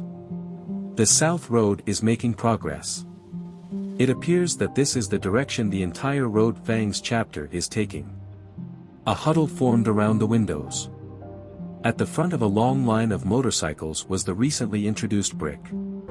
They resisted assaulting. We only encircled the truck stop in a circle. engines roaring with a menacing show of might. Daniel drew attention to the patches. Several chapters. Each member of the Road Fangs from 3 different states has been summoned by Ramirez. A tight circle was kept by the motorcyclists. An ever-present symbol of the forces working against the intersection. Someone would break formation every several minutes to bother any customer who tried to approach. Another pass was made by Ramirez's black SUVs as night fell. They took it easy this time. On purpose. Ensuring their visibility to all. If Daniel is correct, he is observing. Finding out how we're going to respond to all this stress. Lisa, who had remained silent for the majority of the day, broke her silence. My mom just gave me another call. She mentioned that a man paid her a visit. Aptly attired, really courteous. If she could persuade her daughter to be sensible, I would buy her house for twice its value. The same goes for my daughter, Beth chimed in. An esteemed university has extended a full scholarship offer. Full payment made. I only need to make the correct choice. Cooper looked at his mobile device. A big promotion has just been extended to my son by the police department where he works. After a glum nod, Daniel realized all he needed to do was talk sense to his elderly father. Veggies and celery. To us, Ramirez is proving that he can do good or harm. We decide. With the arrival of night, the strain kept building. More bicycles showed up every hour. A ring of fire formed by their headlights encircles the intersection. Everyone understood. No way out existed. Defeat is inevitable. However, Daniel was busy putting his own plans into action in the back office. The military and former intelligence connections in his network kept his phone buzzing with updates at all times. Documentation of Ramirez's every action was underway. All dangers noted. Just 6 hours remained until the deadline, Cooper emphasized as midnight drew near. Daniel responded that he would not wait that long. Everything is culminating in this.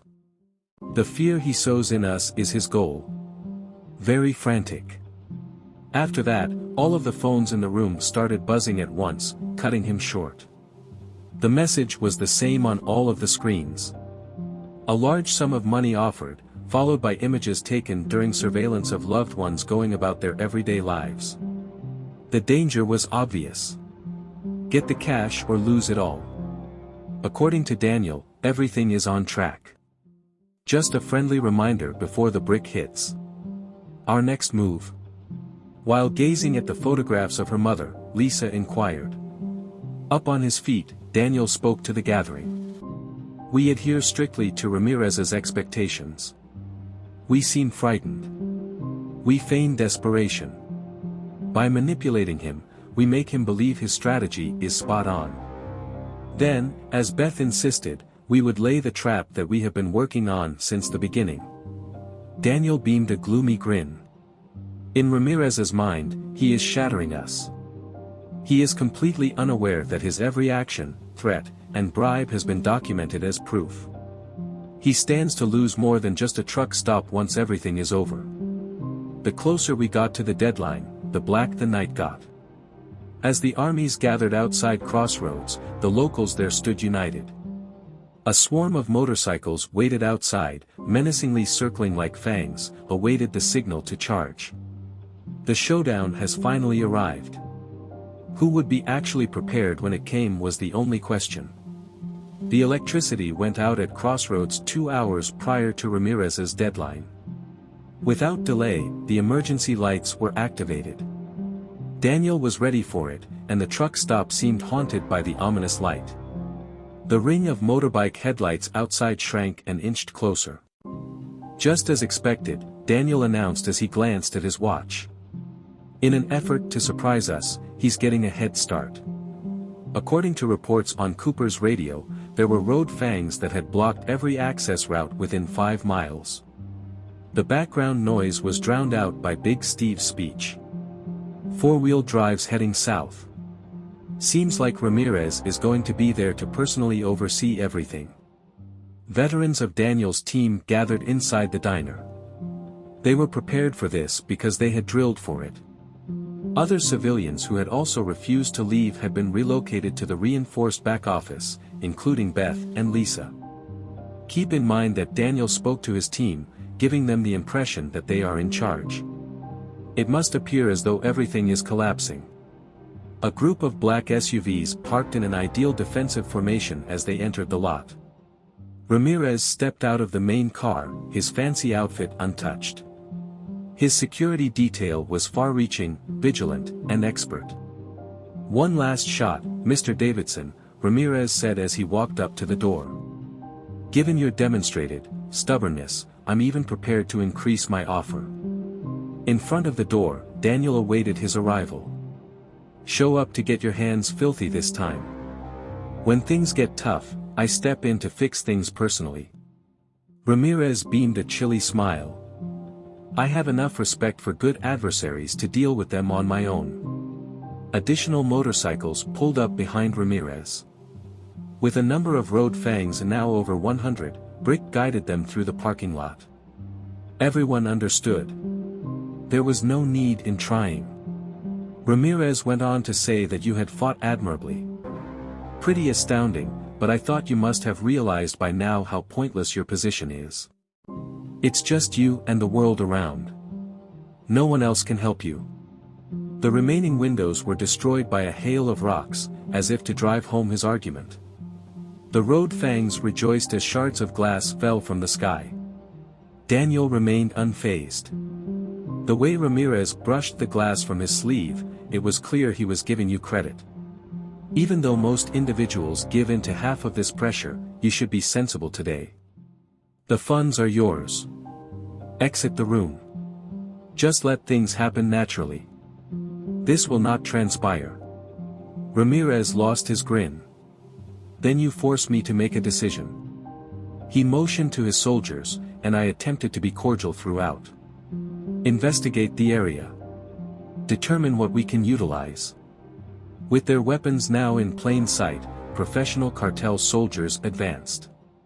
With a swagger and an appetite for destruction, Road Fangs barged in behind them as they methodically swept the cafe. Daniel cautioned that you were making a mistake. "No, the error was on your part, Mr. Davidson. Did you really believe you could defeat me? This land is mine. Those cops are mine.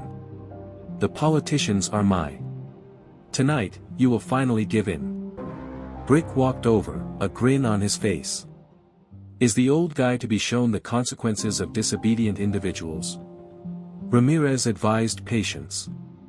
The repercussions of their allegiance must be clearly communicated to his pals before anything else. Messages began to pop up on phones all throughout the restaurant at the exact moment. Rising dangers, more surveillance footage. This time, they went for anybody with ties to Crossroads, not just relatives. Daniel acknowledged that your network is impressive. Must have spent a good chunk of time collecting all that information. When it comes to detail, I am unmatched. Yes, Ramirez said. Your pressure points are unique to you. Locating them is the only remaining task. Despite their lack of training, the cartel soldiers persisted in their hunt. As they strutted confidently through the room, members of the Road Fangs threw objects to the ground to demonstrate their might. "What happens next is obvious," Ramirez whispered. "To begin, we will illustrate the problem strikers. We proceed to install new leadership. Nobody will recall your opposition in a week." This time, Daniel double-checked his watch. "On one point, you are correct. The next thing that happens is about to be revealed to everyone." Ramirez froze at the sound of his voice. The absence of anxiety and almost anticipatory posture was something he noticed as he observed Daniel more intently. "This is all part of your grand scheme," Ramirez realized. "Possibly a last-ditch effort. There is no urgency, all it takes is waiting."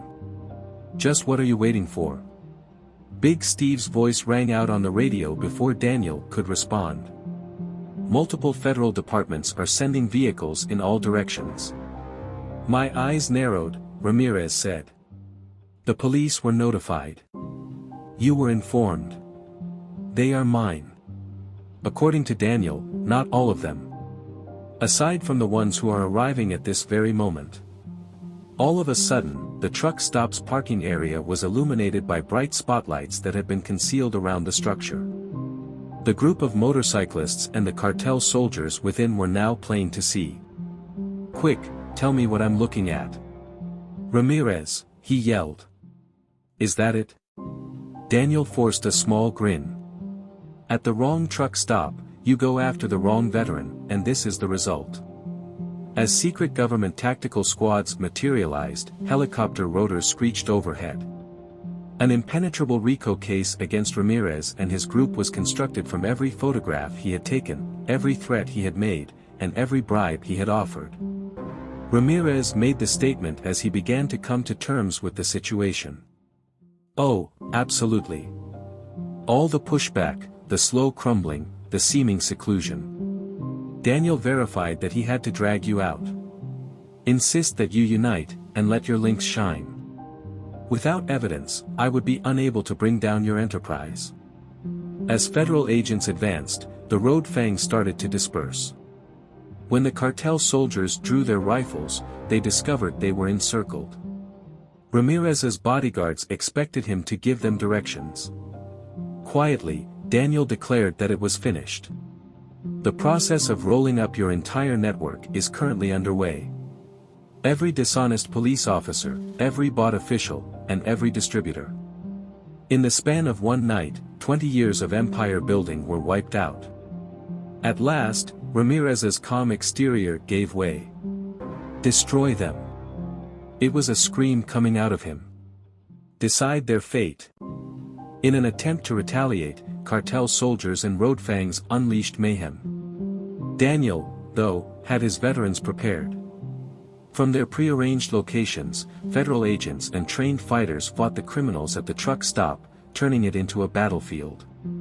Do you get it now? While deftly subduing Ramirez, Daniel inquired. How did this vehicle come to a halt? I don't understand why these individuals. Each individual you intimidated, each household you singled out. Each one of them belonged to a community. A neighborhood where regular people, police officers, and veterans have finally had enough. Although brief, the combat was ferocious. At its conclusion, a large number of Road Fangs and cartel soldiers had been apprehended. As his empire came crashing down, Ramirez stood there in bewilderment, his once beautiful suit now soiled and ripped. Unthinkable, he whispered. I had thought of everything. Every base is protected. As federal officers escorted Ramirez away, Daniel mentioned the exception. You seem to have forgotten that there are causes worth standing up for. You can exert all the pressure in the world and still not break some communities. At the time of the final arrests, dawn was breaking. After coming out of the back office, Beth and Lisa checked over the damage. Like its protectors, the truck stop stood beaten but upright. Did it have any value? As he observed federal officials processing detainees, Cooper inquired. The whole danger? Is that it? As Daniel surveyed his surrounds, he couldn't help but be moved by the solidarity of the town that had banded together, risking all to bring down a criminal enterprise. Ask them, he whispered. Do the math and find out which towns and truck stops are now free of Ramirez's influence. Some conflicts find you. It all comes down to your willingness to confront things head-on. Long shadows were formed across the parking lot as the sun rose, covering the area where federal officials were removing the final remnants of Ramirez's operation. Crossroads Truck Stop was witnessing the break of morning. A day free from danger and anxiety. For no other reason than that two motorcyclists had picked the incorrect veteran at the wrong truck stop. As FBI agents processed the final group of apprehended Road Fangs and cartel warriors, the sun began to rise over Crossroads Truck Stop. The site was meticulously examined by the evidence teams, recording every detail. As DEA agent Torres informed Daniel, he continued to sit at the counter, where he had been sitting before, watching the operation unfold. She read over her notes and declared that the final tally was remarkable. Along with Ramirez, there were 87 other Road Fangs, 23 cartel soldiers, and others. On top of that, we are capturing his whole network. Officials who are corrupt are being removed one by one. With a nod, Daniel continued to sip his coffee. How far is it able to reach? Included in this group are 3 state police commanders, a dozen local officers, 2 judges, and even a state legislator. It was true what Ramirez said regarding his influence. The proof, however, that we collected. Incredulous, she shook her head. The danger in every case. For every bribe. Each and every unlawful command. Every detail is recorded. Impressive job by your team. Stepping cautiously past federal photographers, Beth arrived with a mug of freshly brewed coffee. Is this the end? Is it all? Daniel verified that there was an immediate danger. But we still have a ways to go. This kind of organization doesn't vanish into thin air. Entering, Cooper appeared weary but content. Alerted you from Oklahoma City just now. The primary storage facility owned by Ramirez was located. Medication sufficient to last 3 states for 1 month. Market worth more than $50 million. Additionally, Agent Torres mentioned that this is only one site. With each passing hour, we uncover more. It wasn't only criminals that this operation apprehended. A whole system of trafficking and corruption was uncovered. Lisa, who had been busy taking pictures of the diner's damage, came over to join them. It remains inconceivable to me. Those dangers. With all that stress. I was frightened. I thought you were aware, though. Did you know the outcome? Down went Daniel's coffee. Assuming all went according to plan, I could see the ending coming. Ramirez has a playbook. Shock and awe. Living alone. Fury building. When we figured it out, we could use it to our advantage. Cooper knew that she had let him believe it was working. Each time he felt like he was about to break us. In fact, he was providing us with additional evidence, Daniel concluded. But it was only successful because everyone contributed exactly as expected. The terror had to appear genuine. This pressure needed to look like it was producing results. On the radio, Big Steve's voice sounded choppy. Additional funds are on the way. Evidently, higher-ups at the FBI would prefer to observe this operation in person. A procession of government vehicles was visible through the windows as it approached. Black SUVs, which are distinct from the ones that Ramirez owns. These bore the brunt of the federal government's power. Be prepared, Agent Torres said. Statements from all parties involved will be requested. We are expecting a monumental case. News vehicles started popping up around the scene's edges, as if to drive home her point. Word was starting to spread. Why a little truck stop turned out to be the key that unlocked a huge criminal organization. Now what becomes of the Road Fangs? As Beth watched further gang members being carried to waiting vehicles, she wondered. Torres said that the majority of them will negotiate deals. They are willing to testify against Ramirez's group in return for reduced punishments. This group is dead and gone. Because of this, nobody will ever want to wear those colors again. On his feet, Daniel made his way to the window. Teams from the federal government were outside recording the complex surveillance system that Carl Martinez had assisted in setting up. Each and every sensor and camera had contributed to the case's development.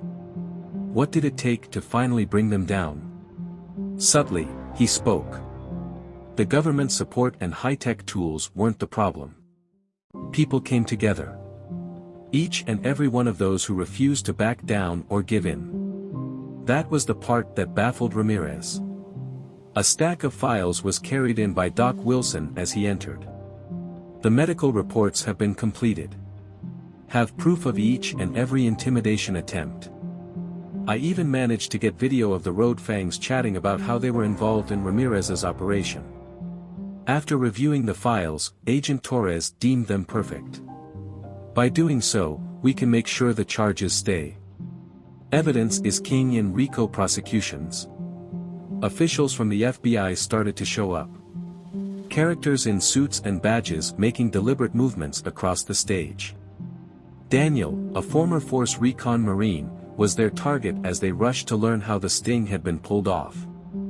Cooper informed them that the most ingenious aspect was turning their own surveillance system against them. Whenever they wanted to intimidate someone, they would take their picture. In fact, we have pictures of them doing it, as Daniel verified. Everything they did to establish their dominance ended up becoming proof of their wrongdoing. However, Lisa wanted to know what happened to all the people they threatened. Every single family they singled out. No worries, she was reassured by Agent Torres. We will continue to implement protective measures until we are absolutely sure that no danger is left. Additionally, any and all individuals who provided assistance during the operation will have the option to apply for witness protection. Daniel expressed his disapproval by shaking his head in refusal.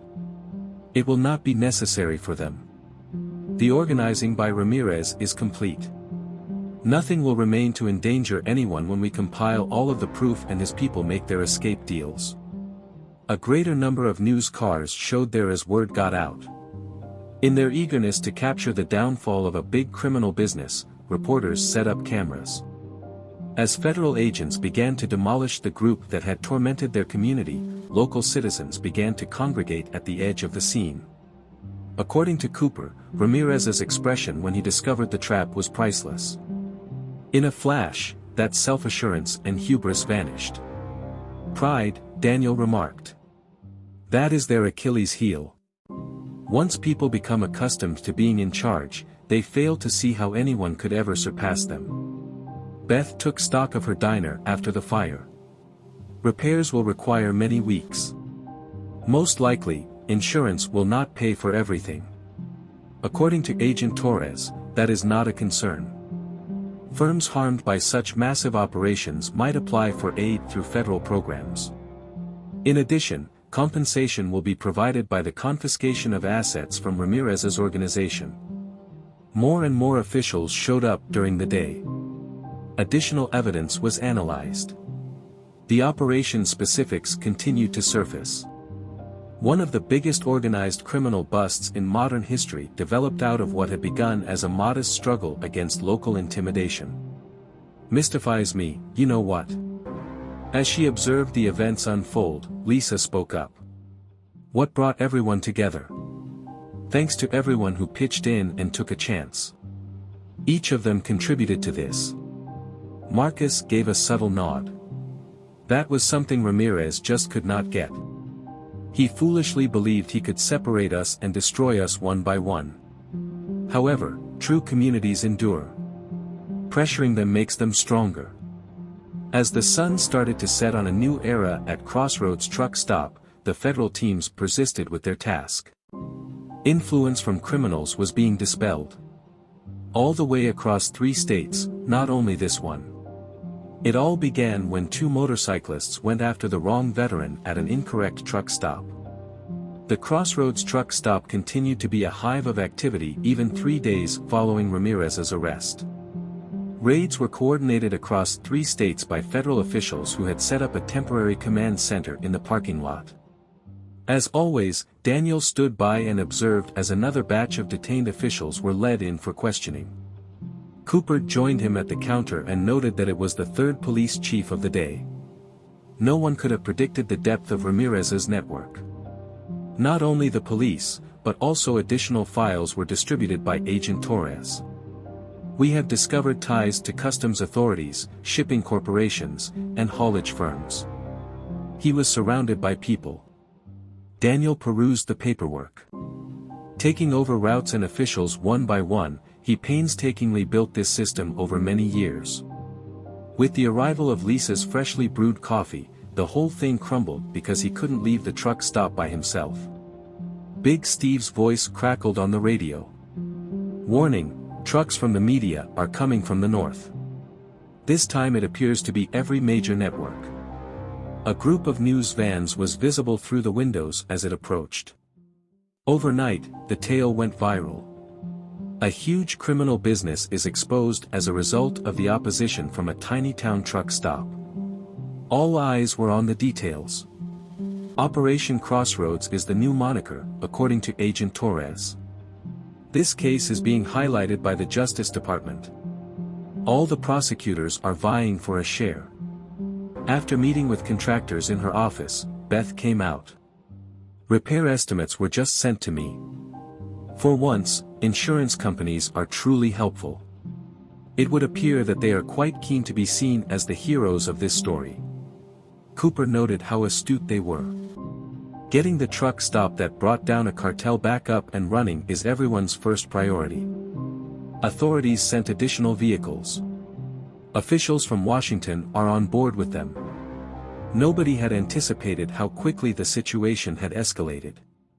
New evidence of corruption, links, and discoveries emerged with each arrest.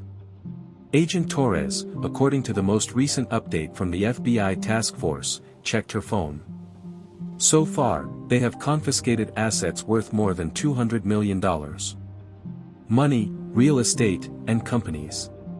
Ramirez possessed legal interests in many parts of the nation. Marcus gave a subtle nod. Traditional method of cartel operation. Conceal your illicit empire by constructing a lawful one. Doc Wilson brought in an additional stack of documents. As he handed out surveillance images, he assured her that she needed to see them. Keep in mind that we saw those Road Fangs at other truck stops. It was then discovered that they were establishing distribution centers along all the main routes. In Cooper's mind, he saw an entire network. Making use of truck stops as nodes and crooked authorities as shields. As a conclusion, Daniel mentioned legal companies using them as a cover. Ideal conditions for transporting goods across state boundaries. But how was it that nobody noticed before? Lisa, who had been attentively listening, wondered. According to Daniel, people took note. They were unable to provide any evidence. Ramirez exercised caution. Created separate areas for each task. The individual parts appeared to be valid. Until, as Agent Torres pointed out, he became greedy. I pushed myself too hard and tried to grow too quickly. I messed up. As more reporters started to show up outside, the media presence began to expand. Satellite trucks, microphones, and cameras were turning the parking lot into a veritable carnival. The tale of a little town and a former Marine who brought down a criminal organization was the one everyone wanted to tell. Beth announced as she held out a stack of messages that they were wanting interviews. Every single major network, in addition to daily newspapers and periodicals. Still no interviews, Daniel made up his mind. Not until we have confirmed the presence of all key individuals. There may be some surviving members of Ramirez's group. Once more, the radio crackled. We are expecting additional federal transport vehicles. It appears that extraneous underworld police have been located. As more officials were brought in, they observed via the windows. Former officers, politicians, business leaders. Before Ramirez's web began to fall apart, these people appeared respectable. What is truly remarkable? Mitchell pondered. How many regular folks were instrumental in making this happen? Truck drivers are reporting unusual behavior. Vehicle mechanics seeing out-of-the-ordinary changes. According to Daniel, that was the final straw that broke Ramirez's back. A community's silence would be impossible for him to purchase, no matter how corrupt the officials or processes. With a nod, Agent Torres acknowledged the situation. There is a mountain of proof. We have enough evidence to keep him in prison for decades, what with the surveillance footage, bank documents, and witness testimonies. They were distracted by a disturbance outside. From their transport cars, federal officers were accompanying Brick and other Road Fangs leaders. After further evidence surfaced, they were summoned back for further interrogation. Cooper noted that they are all now betraying one another. All members of the gang. Every corrupt official. All of them are rushing to seal deals. As Agent Torres stated, it is the way these cases operate. Whoever speaks first receives the greatest offer. Everyone is raving about it. Contractors had started the first repairs inside the restaurant. Even while the area was still marked by war, it had made some headway. For every stationary window, a mark of recovery was each fixture that had been repaired. Doc Wilson signaled for Daniel to come over to his laptop and showed him something else he thought Daniel should see. Has been reviewing the books of account. Ramirez was involved in more than just drug distribution at the truck stops. Through them, he was also laundering money. As he watched, Daniel took notes. Tricky process. Invested the cleaned-up funds in more lawful ventures after using them to clean dirty money. Developed his empire gradually. To Agent Torres's gratification, it's all coming down, now. In every industry. All accounts. With each link. We're grabbing everything. More proof came to light during the day. Police made additional arrests. There was a further revelation on Ramirez's operation. A criminal network spanning several states and sectors was uncovered by what began as a local struggle against intimidation. Incredulous, Lisa shook her head as she watched the federal government's seemingly continuous stream of activities. Surprisingly, it all began when two inexperienced motorcycles dared to challenge a seasoned rider. Daniel said that was the typical beginning to such situations. Someone decides they can dominate by force, not recognizing they're stepping into an impossible situation. The Federal Command Center was a hive of activity as the sun began to set on another day. More incursions were in the works. Extra warrants were issued. The criminal underworld was being shaken by the collapse of Ramirez's power. The unassuming Crossroads Truck Stop was at the epicenter of it all, representing the defiance of organized crime. The federal presence at Crossroads had transformed from a tactical operation to a full-scale investigation hub 1 week following Ramirez's arrest. Even seasoned detectives were taken aback by the magnitude of wrongdoing revealed in just 1 week of discoveries. Cooper coordinated with FBI teams as Daniel sat with Agent Torres analyzing reports. Torres updated her files and claimed the latest numbers are startling. 350 people taken into custody in 5 different states. About $500,000 worth of assets were confiscated. A state senator, 3 judges, and 42 other officials were found to be corrupt. More is being uncovered even now. Daniel reviewed footage from surveillance cameras that showed additional road fangs being apprehended in faraway places. There are less and fewer locations for them to hide. Cooper further that this is the lovely part. As soon as we make an arrest, they release 2 more. As a whole, the network is about to crumble. The voice of Big Steve hummed on the radio. Another convoy is on its way. It appears that additional evidence has been returned by the DEA. They observed the arrival of trucks carrying seized narcotics and cash through the windows of the temporary federal compound. A little uprising against neighborhood thugs soon blossomed into a massive crackdown on organized crime. Mystifies me, you know what? Bringing new coffee, Lisa announced. Feeling overwhelmed by the number of lives this touched. If anyone felt threatened, it was everyone. Extortion affected every single company. Torres verified that they are all now coming forward. From truck stops in 3 different states, we have witnesses. In the past, Ramirez had threatened everyone. The Road Fangs frightened everyone they encountered. Everyone is sharing their tales. A stack of newspapers was brought to Beth's attention. Every one of them has us. A little truck stop in a small village brings down a criminal elite. Protest by veterans reveals widespread wrongdoing. The largest bust of organized criminal figures since Al Capone, according to reports. Yet, Daniel pointed out that the media is omitting the key aspect. The focus should be on a single individual and their position. But that was always secondary. Yes, Cooper did agree. The focus was on the community. To everyone who supplied a hand. Each and every eyewitness who testified. With updated intelligence reports, Doc Wilson stepped in.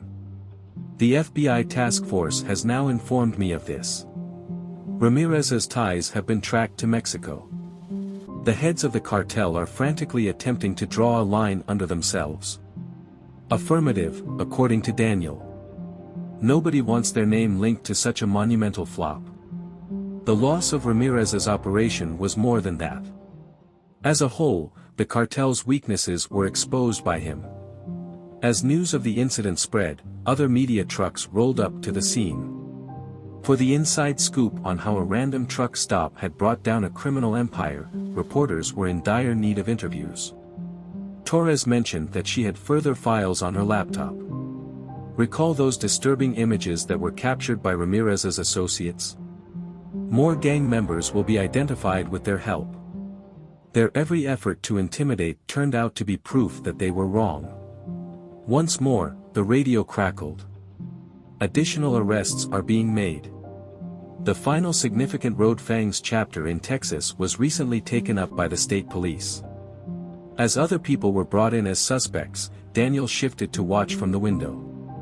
They were confused about the true nature of their conflict.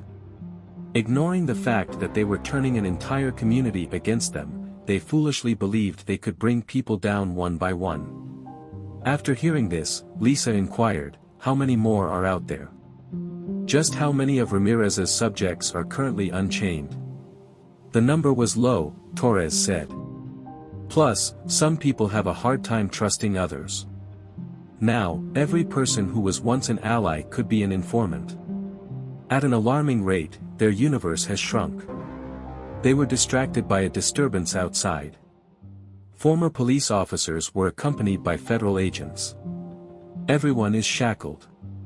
Every one of them was a past ally of Ramirez's. Cooper made a note of that, saying it was the last corrupt highway patrol unit. Those helpful individuals who were keeping tabs on narcotics shipments and obstructing inquiries, Torres emphasized. Reports of questionable activities that were covertly filed away for years. All of them are being reopened by us. Repairs were moving rather quickly inside the restaurant.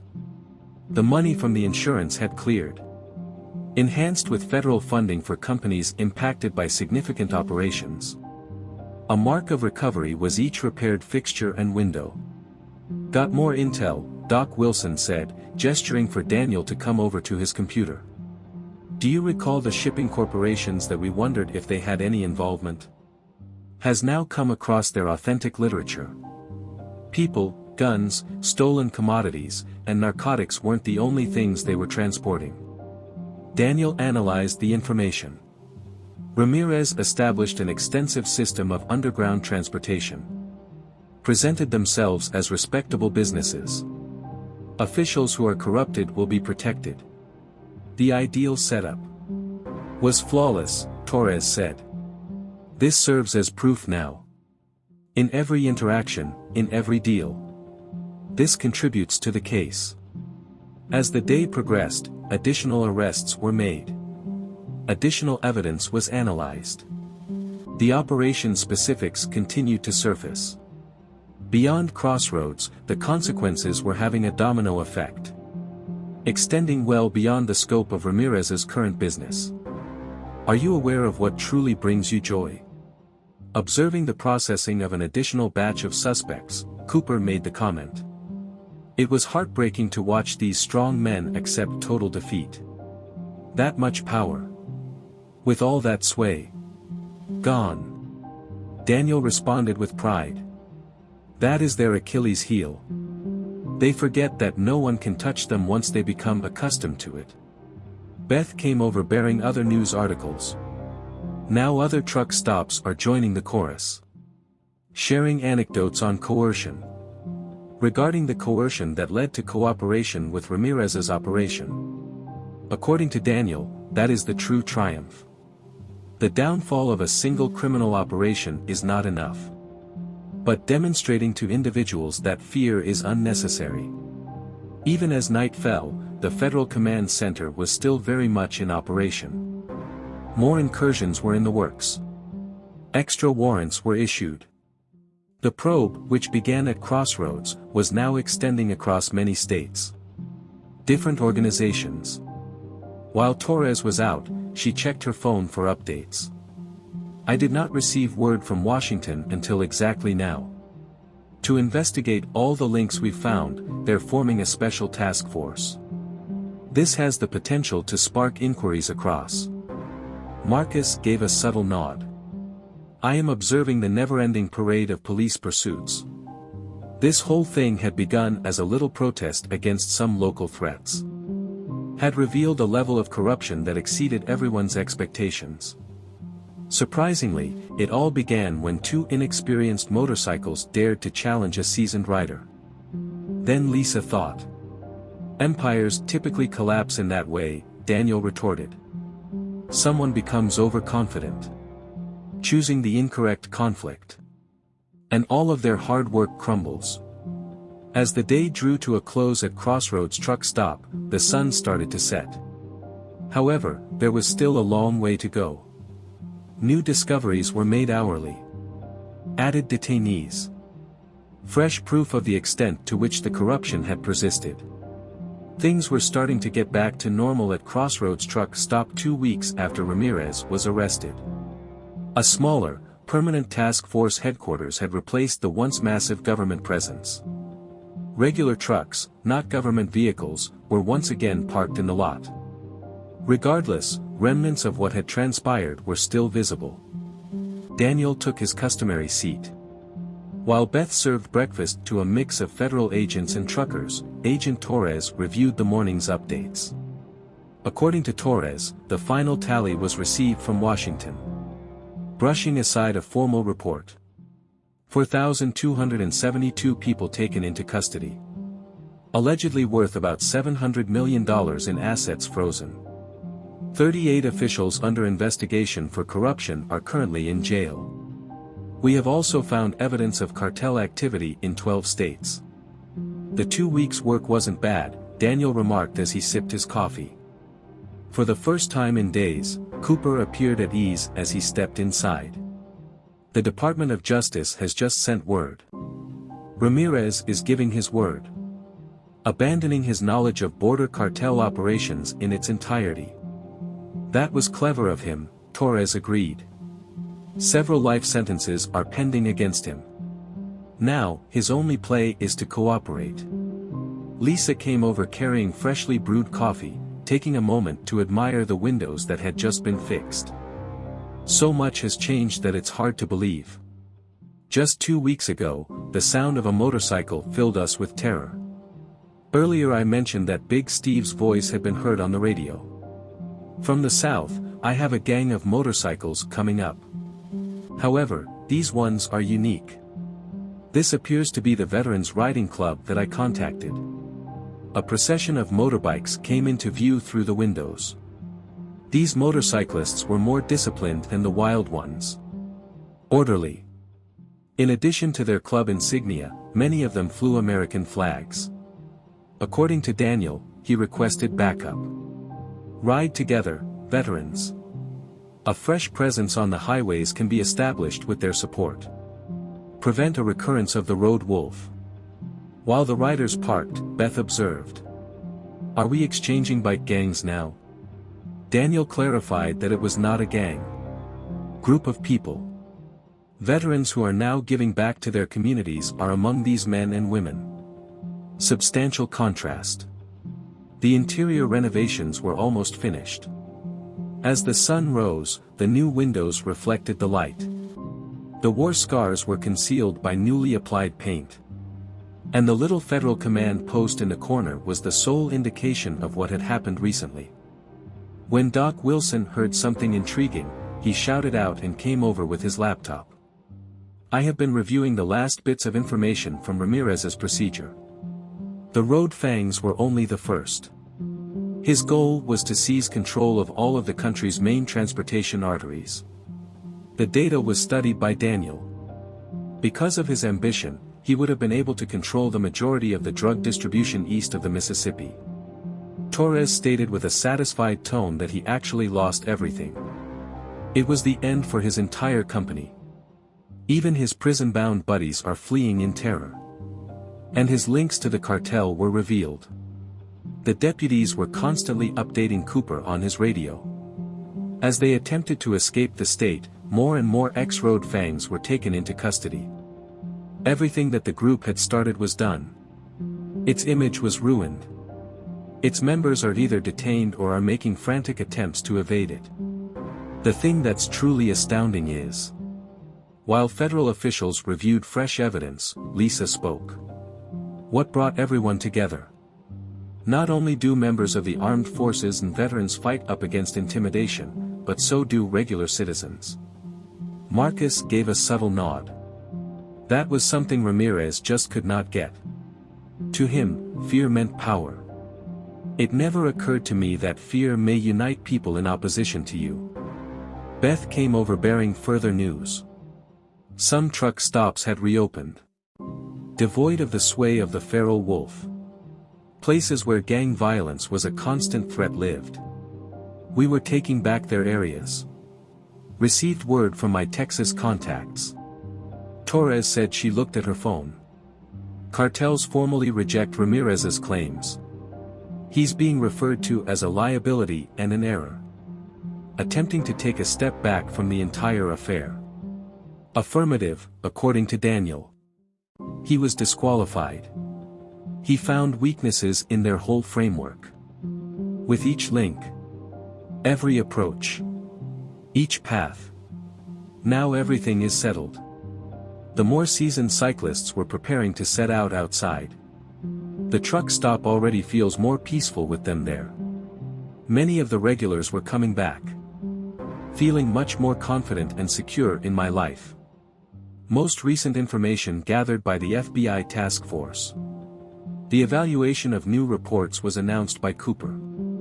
Our organization is serving as a model for them. Organizing parallel research at several transportation nodes.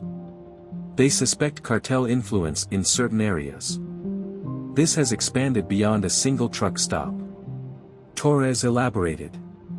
A novel strategy for combating organized crime was laid bare by these events. Establishing broader operations by capitalizing on community resistance.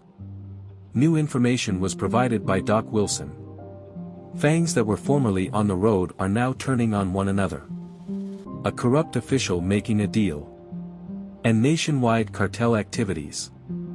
They are suddenly being watched. Do you recall where it all began?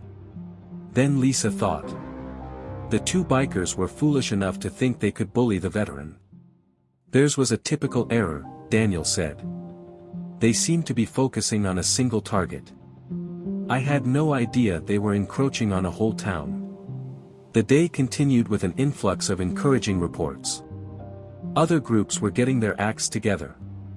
Motivated by the example set by Crossroads. The more seasoned motorcyclists were setting up routine patrols. Preventing gang influence on the roads. Torres mentioned that he had something else. Displaying updated intelligence reports to Daniel. Keep in mind the shipping companies that Ramirez used. The time has come for their genuine rivals to step up. Bringing attention to years of harassment, threats, and abusive treatment. Cooper noted that the repercussions are continuing to ripple. The more we dig, the more corruption we find. Additional connections. Beth noticed that the diner was bustling with regulars. The cozy, comforting ambience re-establishing itself. Do you truly believe it's ended? Is it all? Daniel reassured her that this chapter is. Ramirez's group has come to a close. The wolf pack has dispersed. Others, though, will never stop trying. But, as Torres pointed out, we are now prepared to fight back. This is true all over. The outcome was determined by the events at Crossroads. Standing at the window, Daniel watched the sun set. As I observed the assortment of trucks, government vehicles, and veteran motorcyclists in the parking lot. Instead of being just another gas station, the truck stop had become a symbol of defiance against the mob. As Torres informed him, your actions went beyond dismantling a cartel. You dispelled the myth that people should be afraid. That communities are capable of triumphing when they unite. In Daniel's opinion, that constitutes true triumph. Changing people's mindsets about fighting back, not just beating one bunch of criminals. After yet another day at Crossroads, the sun dipped below the horizon. However, current events will have repercussions for a long time. An act of defiance in the face of threats had ignited a social revolution. Showing that when communities banded together, they could defeat even the most formidable criminal groups. A neighborhood meeting was held at Crossroads Truck Stop 1 month subsequent to Ramirez's arrest. Trucks, motorbikes belonging to veteran riders, and local families rejoicing in their triumph over organized crime packed the parking lot.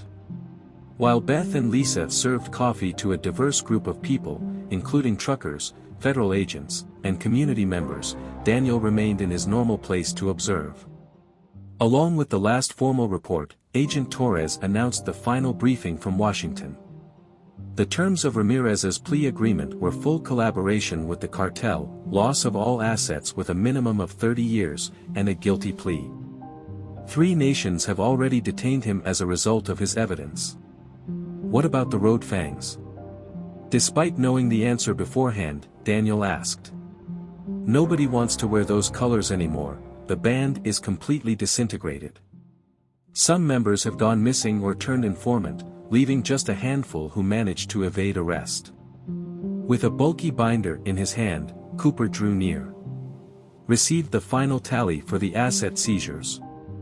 There is sufficient funding to form a permanent task team following federal processing. And money for every company and individual that Ramirez's enterprise hurt. Beth grinned as she overheard. I believe we will retain some of the war scars, but we will renovate Crossroads entirely. They convey a significant narrative. The final broadcast of Big Steve's voice was heard outside. Increased the number of visitors. Seems like 3 states worth of truck stop owners. Probably just in time for the meeting. Torres elaborated on the coalition meeting. In order to avoid a repeat of the Ramirez incident, they are collaborating and implementing new security standards. Hey Daniel, that little truck stop of yours really got people moving. Lisa paused to observe the assembled multitude as she brought new coffee. So much has changed that it's hard to believe. We were frightened a month ago. Now observe us. With them, Doc Wilson walked in. The final intelligence summaries were displayed on his laptop. The FBI has now sent its final analysis. Unbeknownst to us, cartel operations were revealed by Ramirez's testimony. They will be sidetracked for a long time because of this. As he took everything in, Daniel nodded. Truckers spoke with local families and veteran riders spoke with federal agents. A feeling of shared purpose had supplanted the terror that had engulfed the town. What ultimately doomed them? Subtly, he spoke. Nothing about the seizures or the detentions. Their ability to resist was demonstrated to others. They extorted money from every company and intimidated every neighborhood. Now everyone is getting to their feet. New developments were read by Cooper as he checked his phone. Heard back from Oklahoma.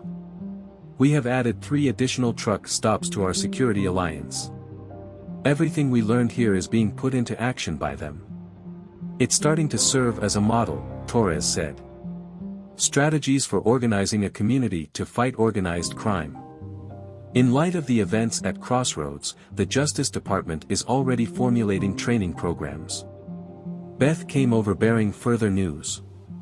In order to express his gratitude for the community's assistance in dismantling Ramirez's enterprise, the governor had intended to pay a visit. Everyone in the media was still interested in covering the tale of how a little truck stop took down a criminal organization. How about that first night? Lisa inquired. When the 2 renegades entered, thinking they might seize control. Theirs was a typical error, Daniel said. Anxiety was a source of authority. The power of unity is something I've never fully grasped. A growing number of vehicles pulled up outside as the community gathered. Some of the people who had been through Ramirez's operation came out to talk about it. For help in securing their companies, several truck stop proprietors sought counsel. Police officers hoped to take a page out of Crossroads' playbook. According to Torres, who reviewed her papers, she obtained the final report regarding the corrupt officials. They are all working together in the hopes of getting off easy. A web of corruption has been revealed. Being properly rebuilt, Cooper added. Revised regulations, heightened supervision, and a renewed resolve to safeguard the neighborhood. New information was provided by Doc Wilson. Operations of the cartel were interrupted all over the nation. Criminal organizations frantically attempting to evade scrutiny. Communities worldwide are taking a page out of Crossroads' playbook. Torres informed Daniel that he had made something unique here. Rather than focusing just on punishing offenders, we should educate the public on how to stop them from becoming powerful. Daniel noticed the community's change as he observed the assembled audience. Confidence had supplanted fear, and isolation had given way to solidarity. Right now, the truck stop was more than simply a place to get gas. It represented defiance in the face of organized crime. He claimed that was the true triumph. The goal should not be the defeat of a single group but rather the transformation of collective resistance tactics. The once bustling cafe was now a community center, and Beth took stock of it all. Do you believe we will ever face such challenges again? Daniel responded that someone will always make an effort. But we're prepared for it now. Above everything things, so does every single person. The crowd persisted even as the sun started to drop on Crossroads Truck Stop. Locals heard tales from veterans. Business owners and federal agents met to discuss strategy. And everyone in the neighborhood rejoiced in their joint victory. The savage fangs had disappeared. Ramirez's dominion had fallen. Furthermore, the cartel's sway had been severed. What had been destroyed was not the real tale, though. The focus was on the constructed objects. As one community.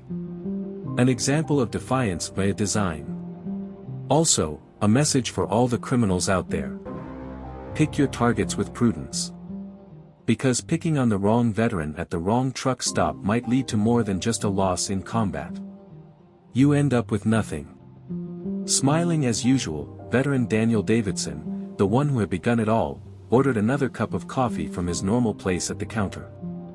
Wars come to a close. However, Crossroads' impact would endure. Motivating people to take a stand against crime and intimidation. He reflected that some fights find you. You just need to decide if you're prepared to battle them. What transpired here will ensure that communities worldwide are prepared for the long haul. Disclaimer. This channel stands against all forms of intolerance, discrimination, racism, and violations of human rights. The stories shared here are original creations, developed to encourage reflection, understanding, and constructive dialogue. All content is produced with a commitment to respecting diversity and honoring human dignity.